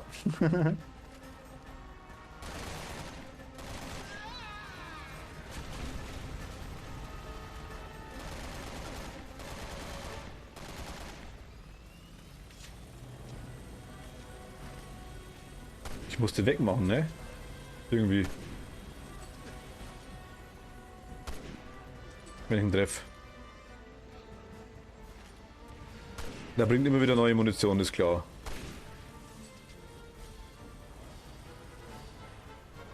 Für was anderes sind die Gegner eigentlich auch nicht gut. Ich sag jetzt mal aktuell wahrscheinlich.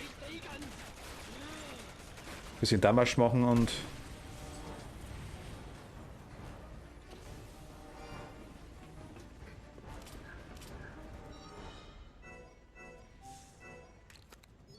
Wir hauen uns mal 3 Tic-Tacs rein.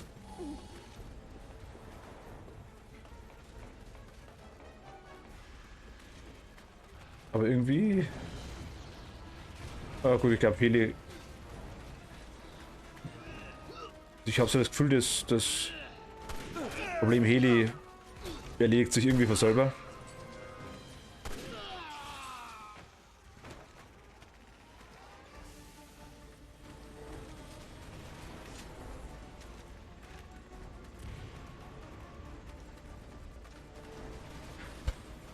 Du hast weiß, hört es an, oder?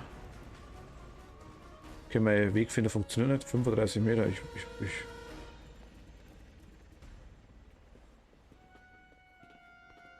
Und er zeigt auf dem Heli, ja.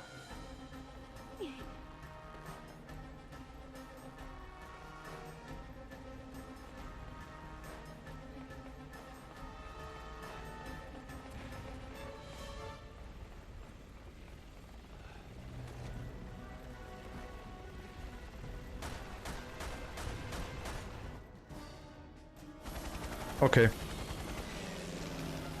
Er wollte auch drauf schießen.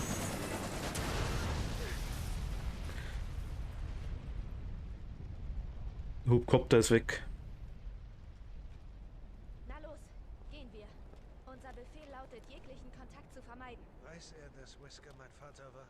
Ich glaube nicht. Warum? Nur so. Hab ihn wohl auf dem falschen Fuß erwischt.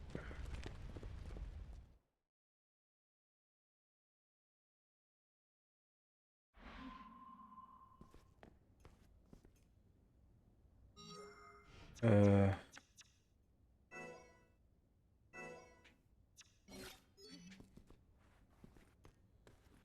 Hab da mal einen Weg gemacht.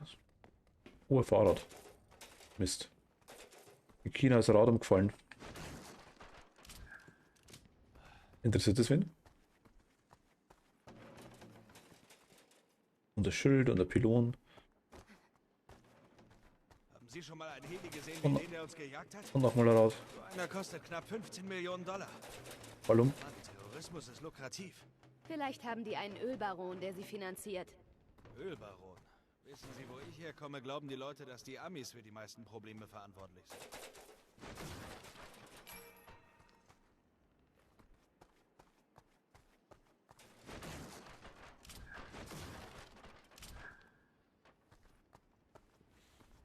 Kann man eine Rolle rausschmeißen?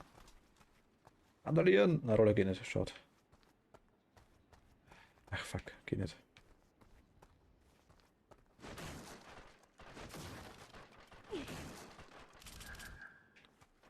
Okay, Munition kriegen wir. Haben wir aktuell alles. Na gut, das ist okay. Das ist ein Schuss drin, dann laden wir nach. Können wir auch noch laden. Ah, ich bleib bei dir. An der Knarre.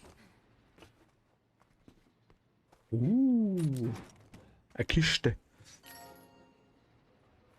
Mit Inhalt sogar.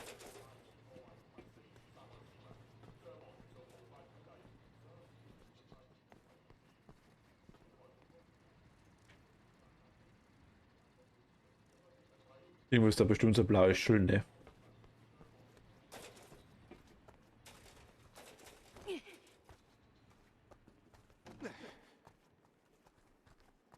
Ganz schnicky. Ich habe schon zwei übersehen und das war belastend. Also ich habe zwei gesehen und habe sie übersehen. Weil ich zu langsam war. Das war belastend. Seafood. Ah, okay. Der Diktator empfiehlt dieses Seafood-Restaurant, das ihm gar nicht gehört. Ganz zufälligerweise nur seine Firma. Ja, klar. Amerika ist immer an allem schuld. Wir sind nicht die Bösen, Jake. Diese Terroristen haben auch auf unser Land Biowaffen losgelassen. Also geht die ganze Welt den Bach runter. Und Okay. Sie sind der Einzige, der sie retten kann. Die, Großartig. Dass der Druck nicht so groß ist, was? ich glaube, wir rechnen aktuell nicht damit, dass ich so lange da rumrenne. Ich weiß, was ich tue. Sechs Dialog und so weiter.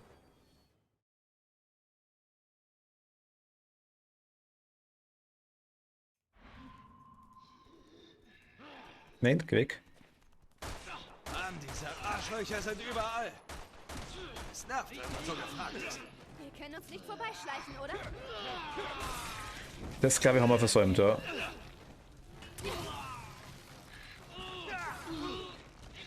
Aber so ein Gefühl.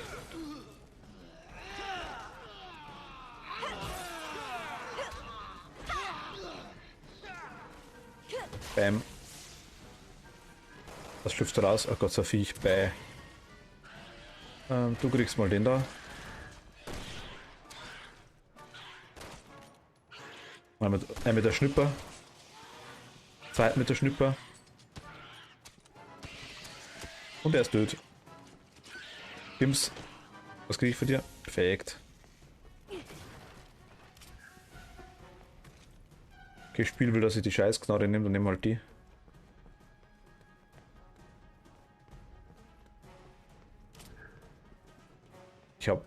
Es wäre schon massiv belastend, wenn ich den Raketenwerfer liegen lassen hätte.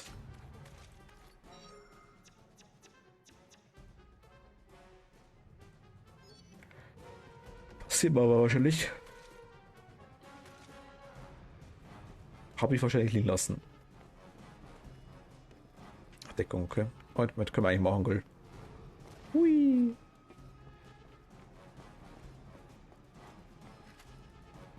Also, ich kann mir wirklich vorbeischleichen.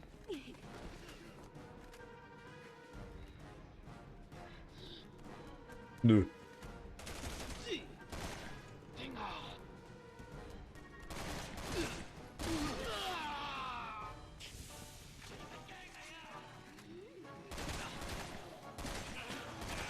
Alter, kleine Mutationskünstler. Ih, voll der Ringwurm.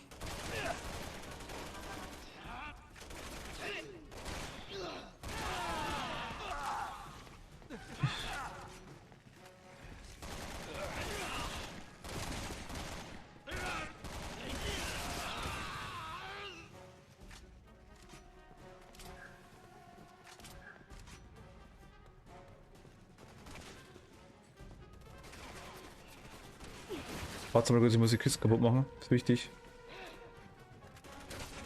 Aua.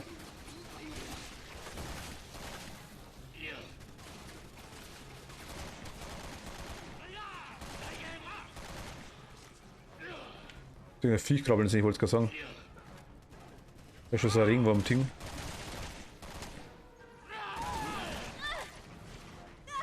Harry, sie ist offen. Tschüss. Wer ist offen?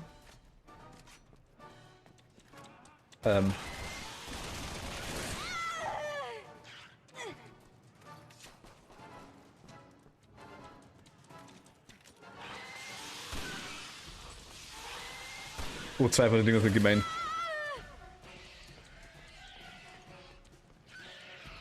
Okay, einer ist weg.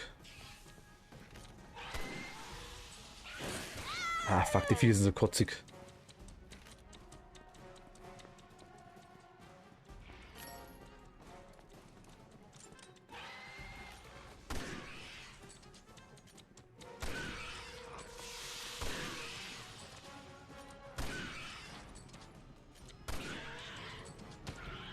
Okay.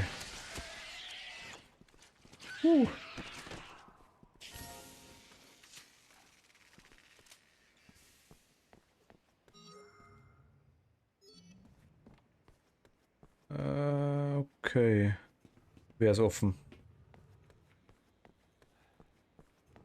Achso, da. Okay. Tschüss. Hi.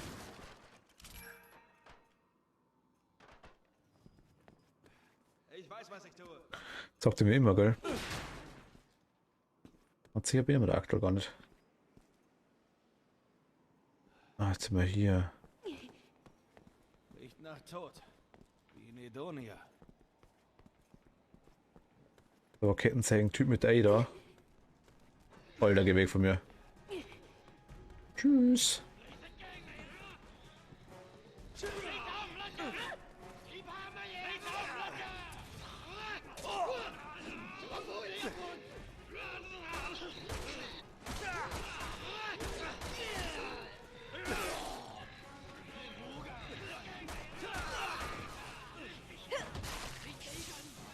Von der Markise zusammenstampfen, das ist ja ganz cool. Wer kennt's nicht?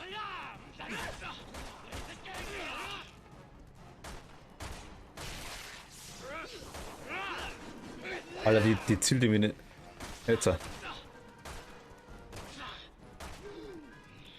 Die Zielvorrichtung verstehe ich ab und zu nicht ganz. Sie auto-aimt teilweise und wenn ich dann in die Richtung drücke, auto-aimt sie vorbei.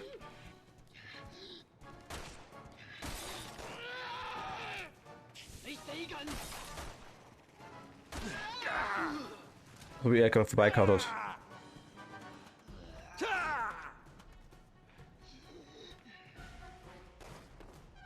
Ich sammle mal dabei. Da liegt was. Da ist ein dicker fetter I.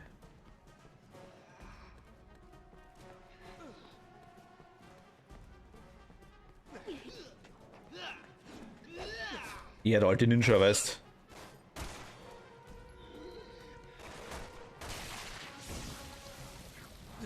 Ach Gott.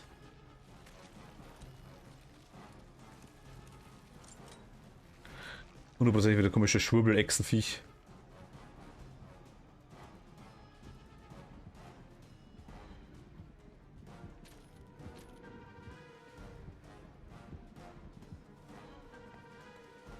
Ne, komm raus.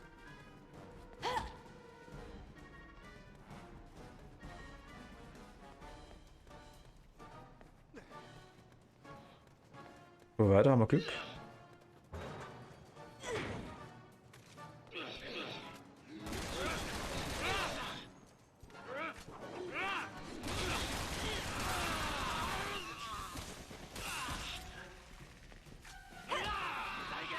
Okay, so soll das passieren, das passt, ja. Jetzt von Jake, dass er sich direkt vor das Visier stellt, ja, das ist... Und dann auch der Teamkiller schreien, kenne ich. Geht klar.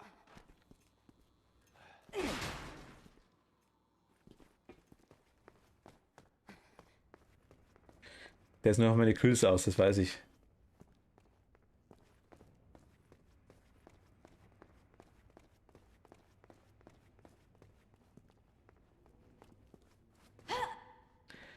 Der nächste Stufe, das heißt, wenn er nichts trifft, dann stellt er sich vor mir, dann kriege ich irgendwie Abzug und dann, ja, dann macht er es auf die Art und Weise. Jetzt hat er mehr Kills zum Schluss. Ich kenne den schon, das ist so ein kleiner richtiger Schlaweiner.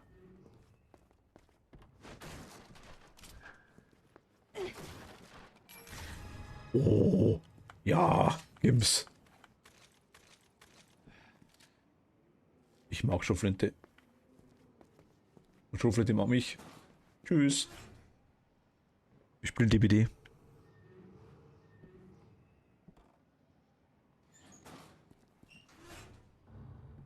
Gut, dass da hier Leute ist, das würde ich echt nie drauf kommen. Hui.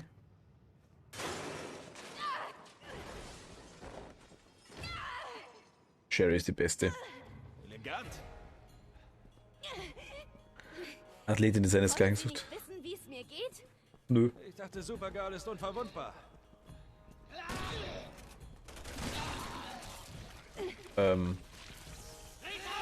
Ich will keine Dinger, ihr weißt schon.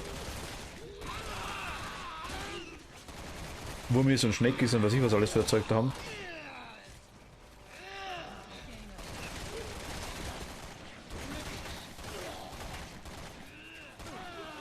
Mutiert der jetzt nochmal? Ernsthaft? Ich dachte einmal reicht.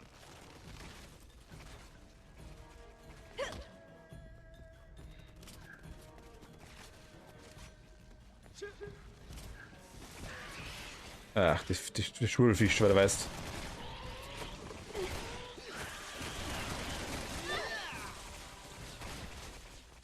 Das Spiel ist schon massiv lässig, was es angeht, muss ich ganz ehrlich sagen, weil das, ich meine, die KI ist zum Fürchten, nach wie vor.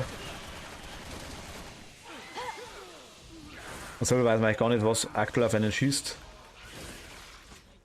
Munition ist auch eher so semi-gut. Ja, genau. Du was hast mich jetzt getroffen.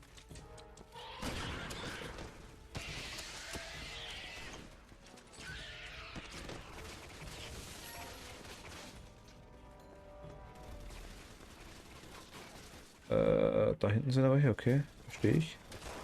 Wir werden weg. War dann das zweite Schubelfiech. So, ich verabschiede mich aber auch schon. Ich werde mich jetzt mal unter die Dusche setzen und lautstark vor mich hinleiden. Muskelkater, wie kannst du Muskelkater auf den Muskelkater haben vom Reiten? Ne?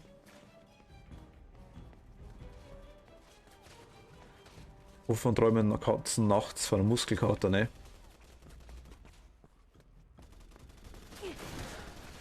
Aber gut, Kathi, gute Nacht und ich wünsche dir noch gute Besserung oder viel Spaß mit dem Muskelkater.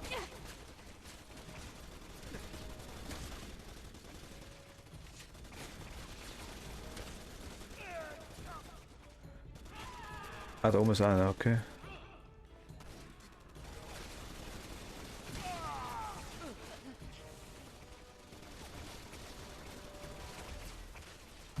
Gute Nacht, Kathi. Bis demnächst.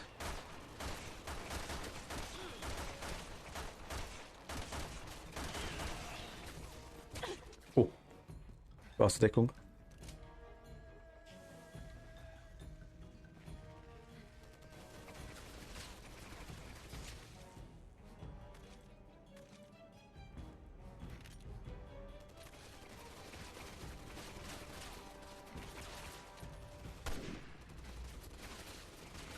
Mal schauen, dass die Schütze sitzen.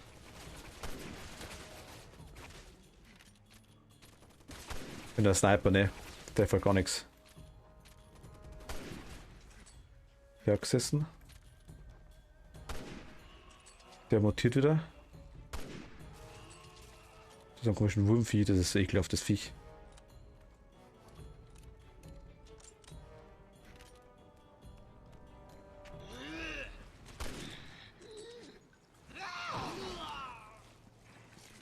Lass mal.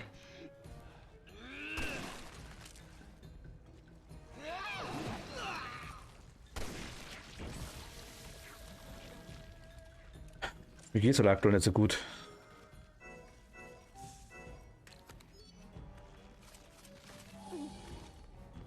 Erstmal ein paar Tic-Tac.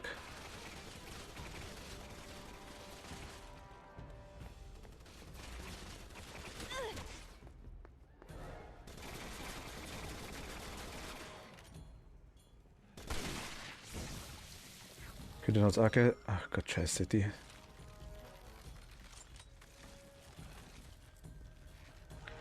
Blöden Mutationsviecher, ne?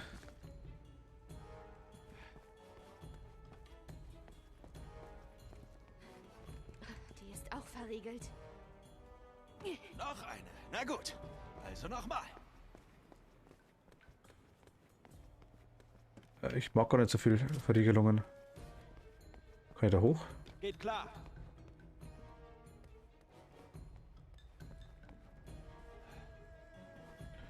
Hui!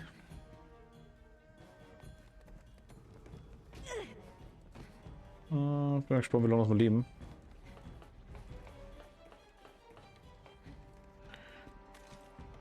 Weil ich hätte das Kapitel schon gerne noch weitergespielt oder fertig gespielt. Und dann vielleicht nach dem Kapitel aufgehört für heute. Eventuell. Ich denke, das Kapitel geht aber noch ein bisschen. Ne, jetzt schwimmeln schon rum die Dinger. Ja, ist ja klar. Ich mache das garantiert jetzt nicht auf. Spinnst du?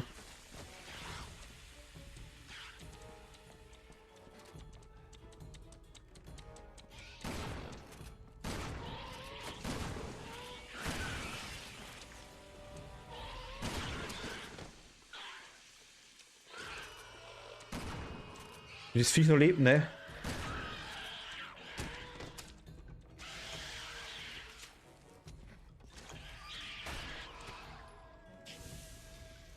Das ist das zweite Schwurbelviech. Sie ist offen! Los!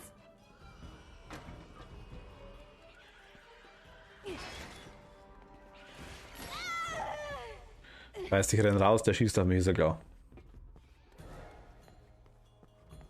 Ist ja klar.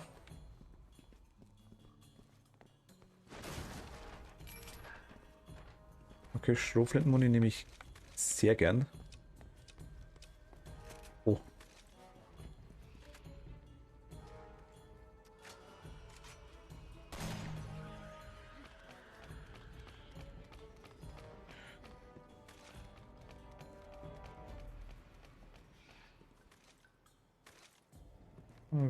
Bleiben wir bei der Strohflintenmuni. Mal schauen, was wir machen können damit. Den habe ich aktuell nicht.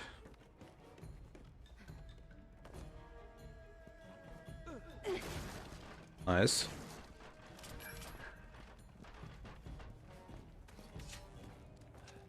Erstmal alles nachladen.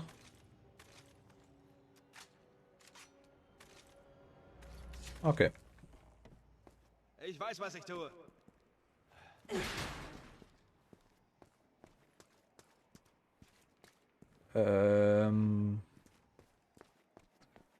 Erstmal dahinter.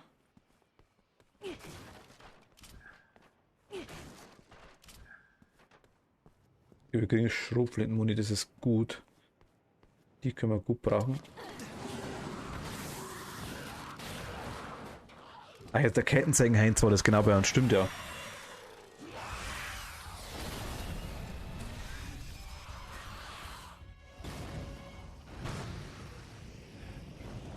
Okay. Ich nenne es mal leicht ungünstig. Nicht so nah ran! Es zerfetzt sie! Ja, danke. Ich weiß, was eine Kettensäge anrichten kann.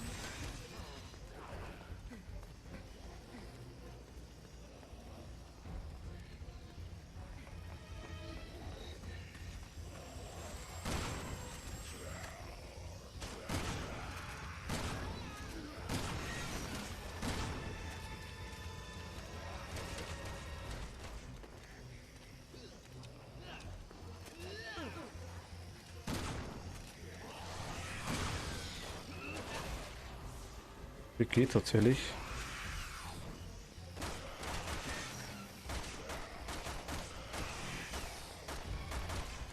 Das ist so der Gegner mit.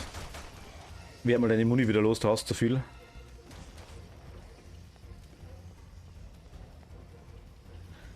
Kategorie.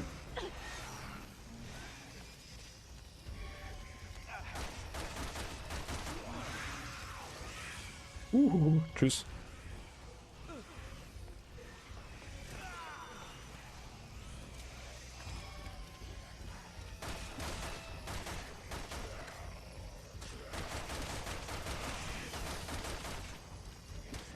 Wir treffen den schon ganz nice, eigentlich so ist es nicht.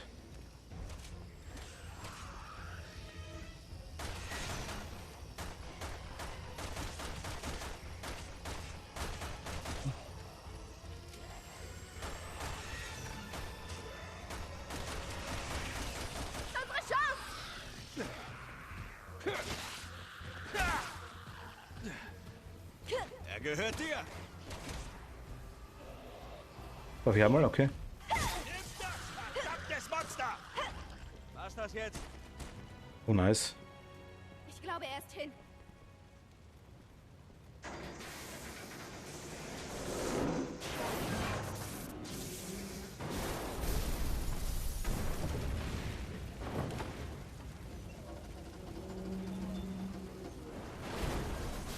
Okay. Ah, alles klar. Könnten sagen, Heinz ist tot erst einmal, vorerst.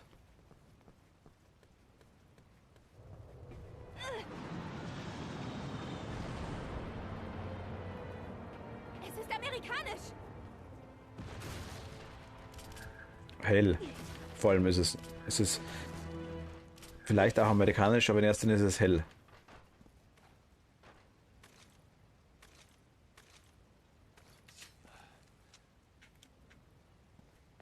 Ich weiß, was ich tue.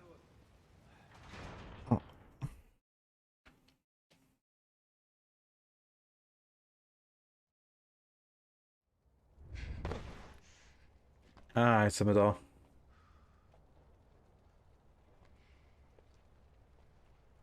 Waren wir mit Leon und mit der Helena waren wir da schon. Und der Dicke gleich wieder. Ist das Leon?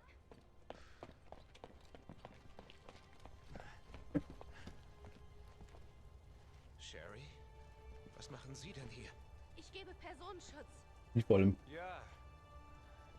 Sie sind ja jetzt Agentin. Warum sind Sie hier? Ich verfolge den Mann hinter all dem. Den obersten Sicherheitsberater Simmons. Was? Sie müssen sich irren. Ich arbeite für Simmons. Er ist Ihr Vorgesetzter? Wir wollen uns jetzt mit ihm treffen. Wo ist er? Ich muss es wissen. Ja, die wir gerade Pixelhaare gehabt. Ich regle das. Ich dachte, du solltest Kontakt vermeiden. Jeglichen Kontakt. Leon ist nicht irgendwer. Er hat mich in Raccoon City gerettet. Also gut. Also wieder der Dicke. Vorsicht!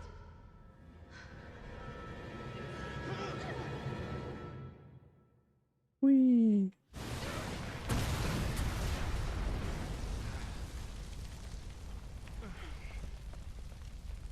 Leon, beim Flugzeug!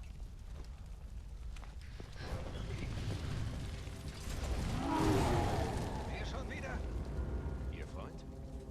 Eher wie eine Ex-Freundin, die einfach nicht weiß, wann Schluss ist. Kommt mir bekannt vor. Man gewöhnt sich dran. Achte auf seinen Arm! Tschüss. Okay.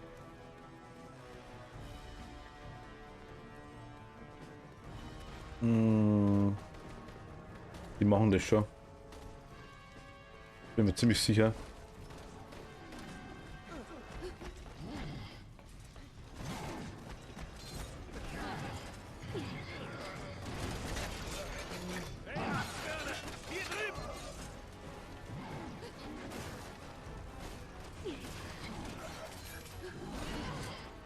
Okay, das passt da.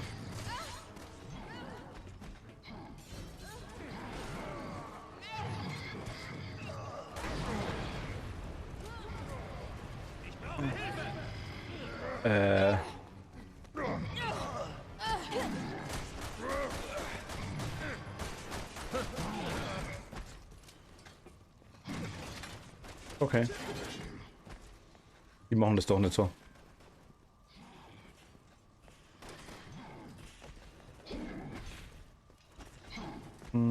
Ich will leider hoch. Das ist unsere Chance. Los!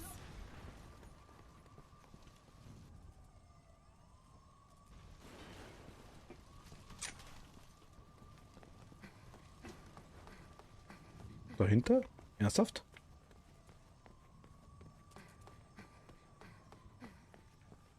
Ich weiß, was ich tue. Okay.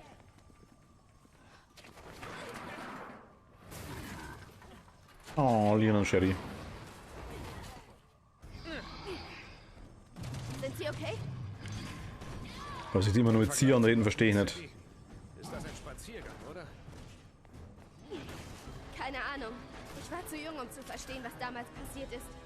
Los, wir müssen zurück. Sie brauchen unsere Hilfe. Hat sie Leon gerade alt genannt? Okay.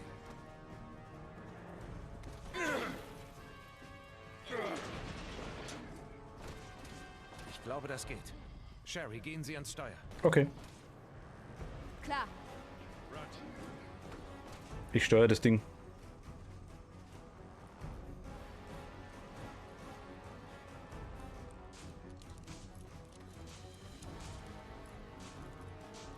Ja, reparieren am Chen. Roger!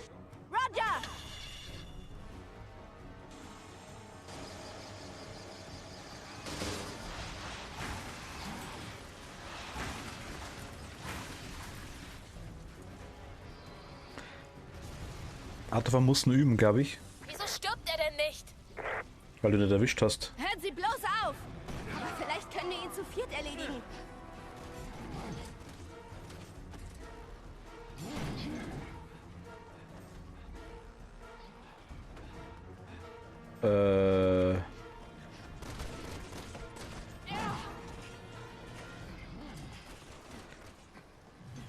Müssen dann irgendwo mehr so Dinger sein zum Runterschmeißen?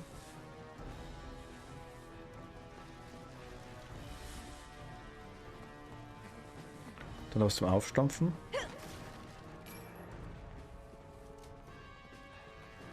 Da kommen wir noch hoch.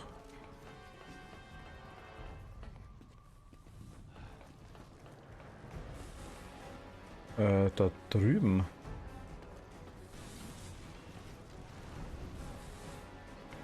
Irgendwie muss man da rüber kommen, oder? Ne? Ah, ich hab's gerade gesehen. Bin ich tot? Ernsthaft? Was denn bitte? Oh, sterben.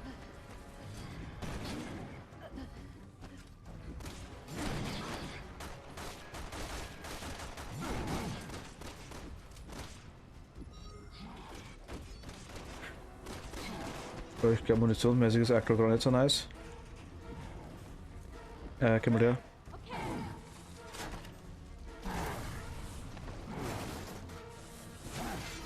Mal schauen, was wir noch gerissen kriegen. Wir haben alle 4. Satz dabei? Das muss man ihm lassen. Er ist vorbereitet.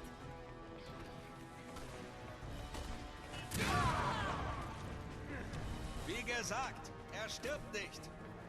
Ich hatte gehofft, Sie übertreiben. Leider nicht. Trotzdem sollten wir es ihm nicht so leicht machen. Okay. Ich weiß nicht, wo er ist aktuell. Da unten ist er.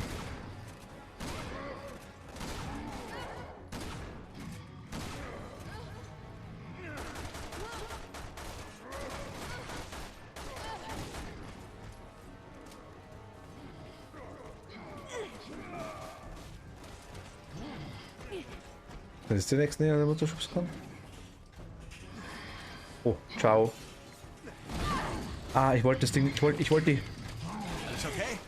Nö, ich bin tot.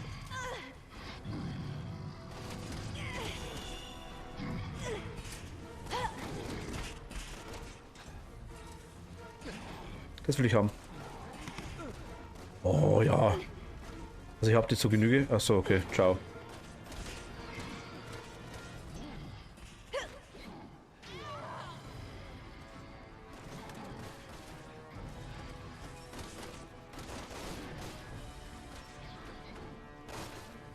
Komm mal her zu mir, bitte.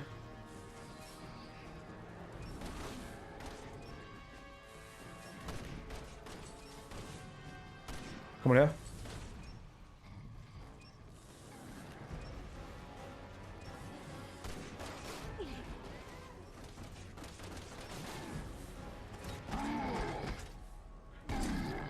Okay, es hat funktioniert.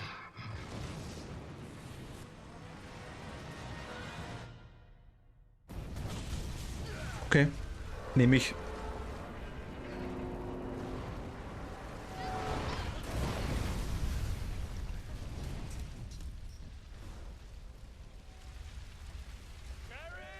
Ich denke, das war das Kapitel jetzt. Wir begeben uns zum Kudlung-Building in Kucheng. Dort treffe ich mich mit Simmons. Sherry, hören Sie! Bis wir dort eintreffen, müssen Sie...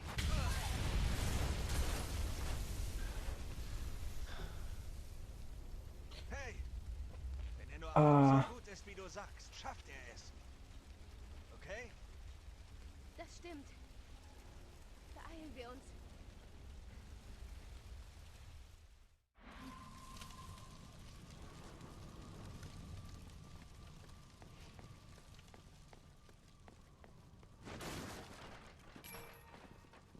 Okay, Moment. Muss irgendwas wegschmeißen.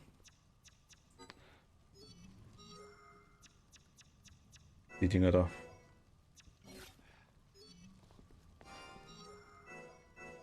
Die kombinieren wir, die haben wir in die Büchse rein. Und heilen wir uns mal.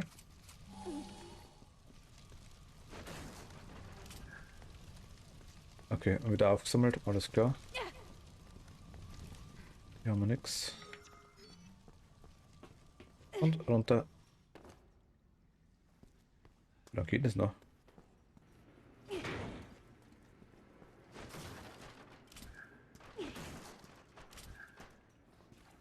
Jetzt kriege ich die Munition wieder, die ich gerade weggeschmissen habe, ne? Da laden wir mal nach.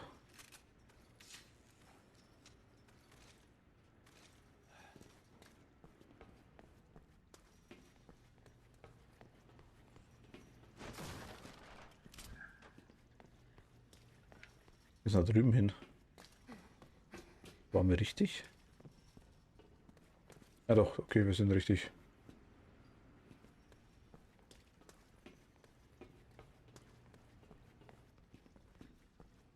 Ganz kurz mal bitte, ich bin sofort wieder da. Moment da.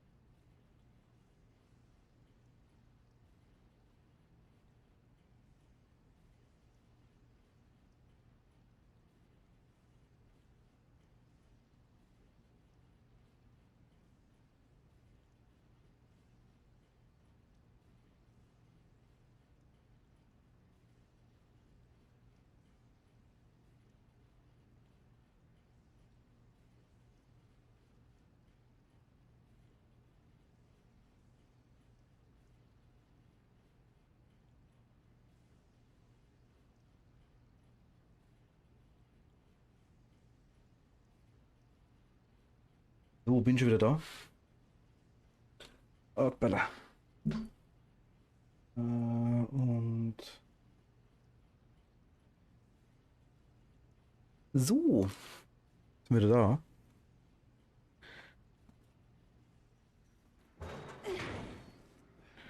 Schauen wir mal, wann das Kapitel aus ist, weil allzu lang kann ich nicht mehr tatsächlich. Werf die mal weg. Die Munition aktuell wichtiger. Beziehungsweise sogar das grüne Kraut eigentlich. Aber die kann ich nachladen.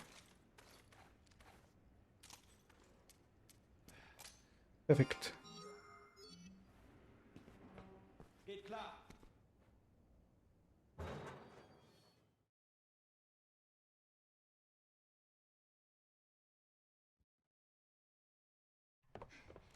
Ko Cheng ist da drüben an der Flussmündung. Na gut, dann los.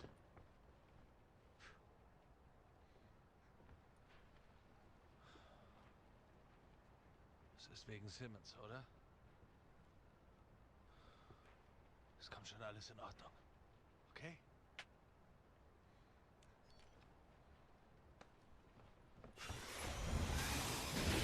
Ja, das ist ja der Kettensägen Heinz.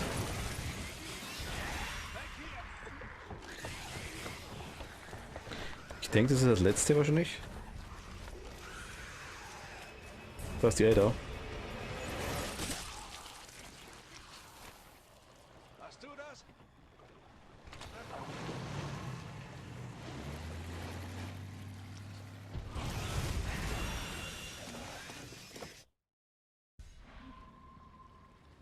Verfluchter Mist! Ich hoffe, da kommen keine anderen Gegner. Achtung!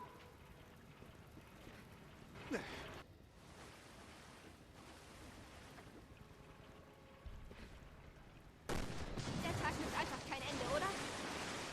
Das war jetzt keine Absicht.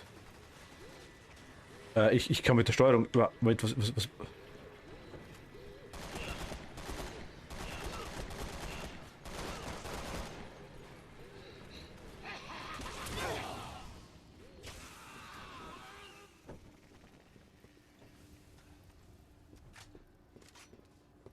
Na los!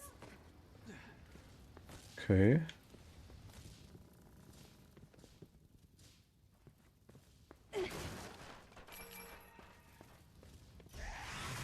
Da kommt er wieder. Er ist wieder da. Er gibt auch nie auf. Also das mit dem Elefanten tut einen in die Fresse.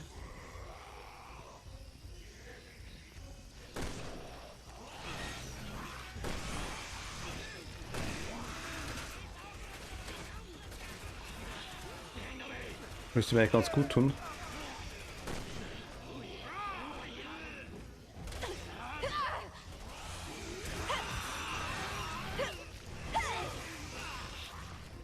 Tschüss.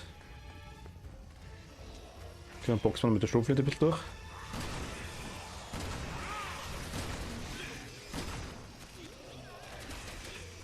Achtung! Irgendwer schießt auf uns! Schießt nicht auf uns, sie helfen uns. Vielleicht ihre Kumpels von der BSAA. Aber geh weg, ich will weg. Weißt du, da sind Gegner, wenn sie nicht genug werden. Die komischen Kettensägen Heinz-Typen da.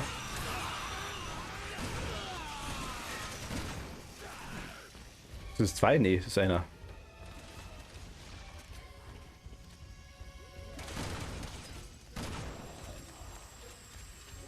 Hier keine Munition mehr.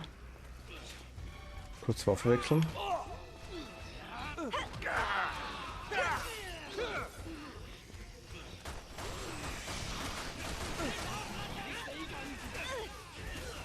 Okay, Alter, wie will das kommen?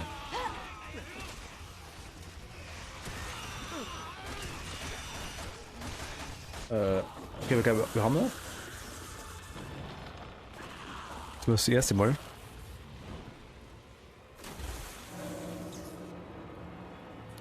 Wir haben den Pop mit der Ada schon gespielt, deswegen weiß ich, dass er nochmal kommt. Ich glaube, er ist tot. Ja, das hast du fünfmal gesagt. Bleibt da das.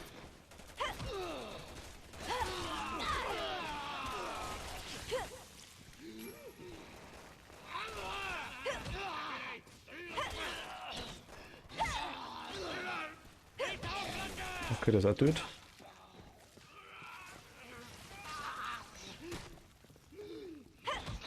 Du auch noch.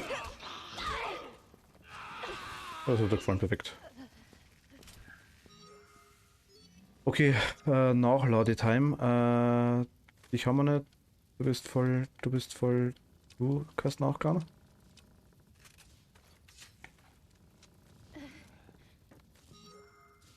Ja, ich muss das einzeln nehmen, ne? Das ist blöd und ich. Ist jetzt despawnt?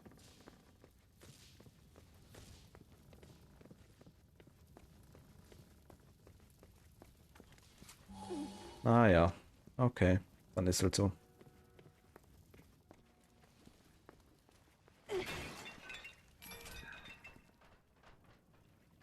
Wie komme ich da rüber?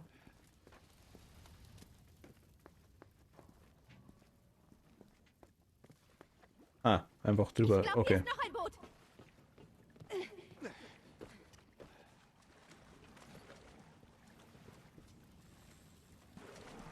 Da im Wasser war gerade ein Licht oder sowas.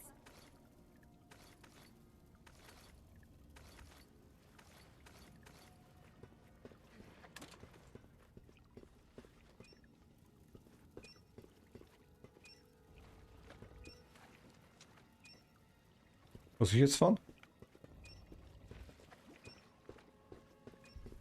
Was machen wir jetzt?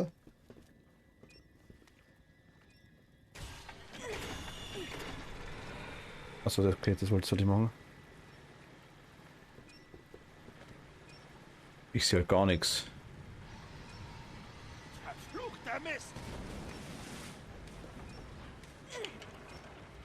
Achso, so steuert die. Alles klar. Deswegen schaut das komisch aus.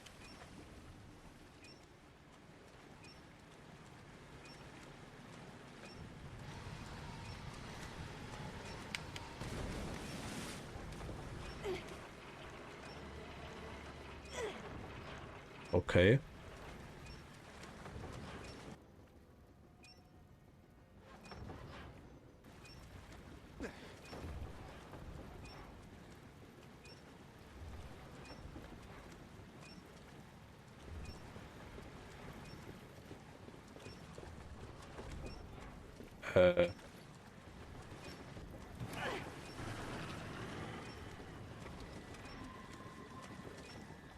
Was ist jetzt?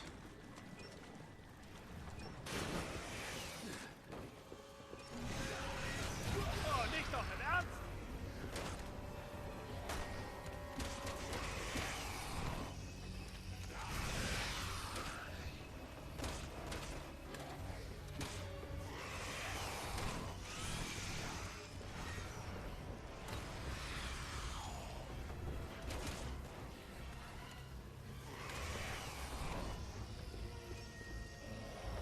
Voll dahinter.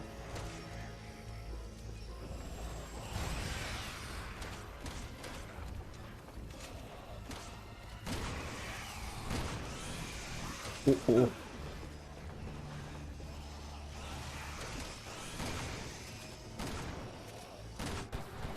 Yeah.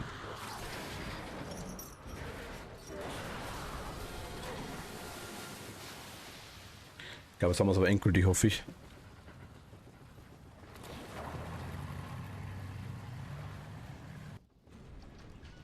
Was ist da gerade passiert? Keine Ahnung. Aber auf jeden Fall haben sie mir das Leben gerettet. Da drüben. Das ist der Treffpunkt. Okay. Schlimmste Bootsfahrt seit der Titanic.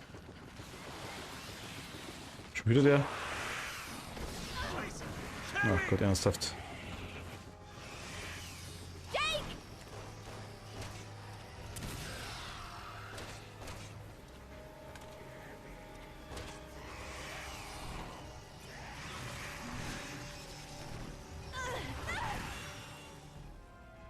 Ach, wir werden gerettet. Das auch noch mal von wem? Ah. Das ging schnell.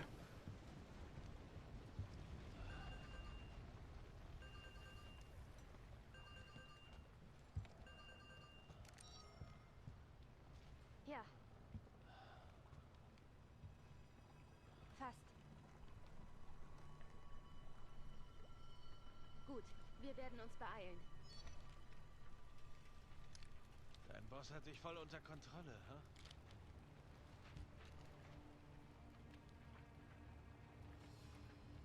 Noch.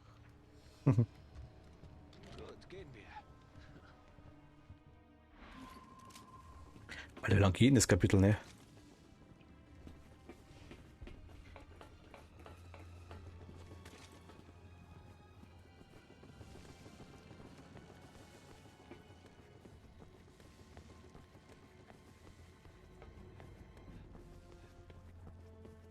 Ich weiß.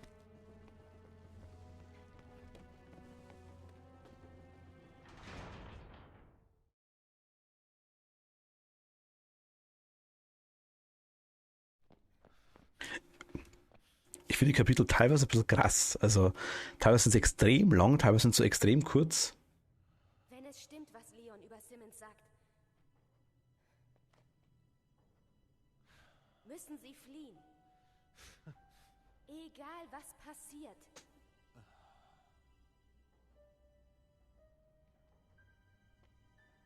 Versprechen Sie's. Versprochen.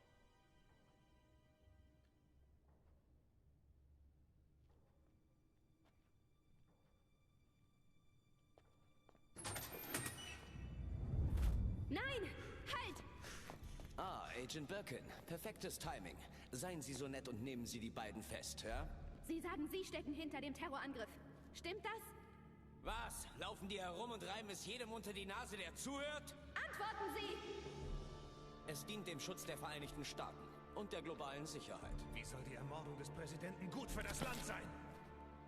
Der Präsident ist tot? Tja, dafür können wir uns bei Leon bedanken. Fahren Sie zur Hölle, Simmons! Beseitigt sie. Nein, aufhören!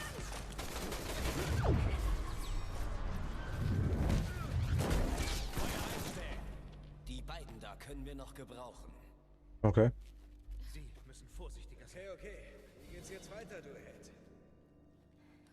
Werden Sie es bis zur Tür schaffen? Warum machen wir sie nicht kalt? Weil Sie sich um Sherry kümmern müssen. Können wir das beenden?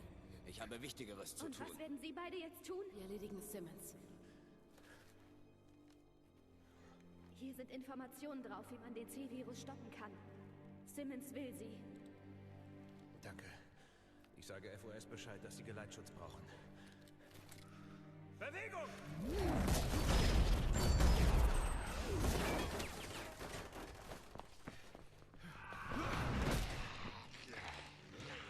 Los, weg hier! Von denen haben wir schon Baum gebracht. Sie haben's versprochen. War gelogen.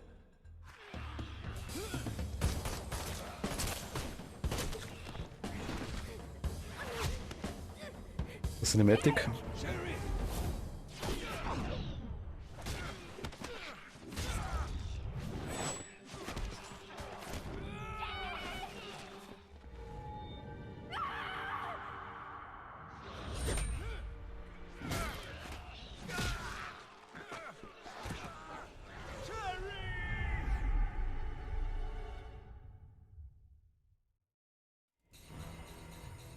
Okay. Ja.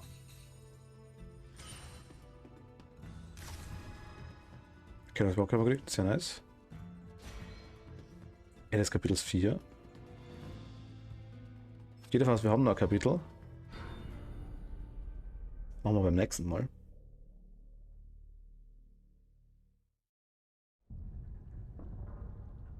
Können wir uns gerne anschauen, das Video. Nicht, dass es wirklich aus wäre, versehentlich. Ich glaub's nicht, aber. Also, ich auf der anderen Seite dann. Wir haben es noch zuerst trennt. Tut mir leid. Ich habe Simmons vertraut. Ich hätte seine Lügen durchschauen müssen. An allem bin ich schuld. Du hast nur Befehle befolgt. Du dachtest, du tust das Richtige. Den Impfstoff finden. Die Welt retten und all das.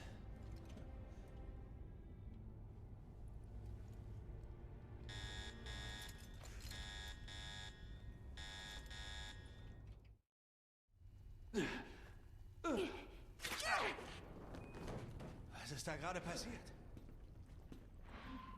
Na klar, sie haben unsere Waffen. Okay, aber wie gesagt, mal beim nächsten Mal. Ich wünsche euch allen schon mal eine gute Nacht. Sag danke fürs Zuschauen. Und wir sehen uns, ja, mal schauen. Also Donnerstag auf jeden Fall mit 7 Days to Die.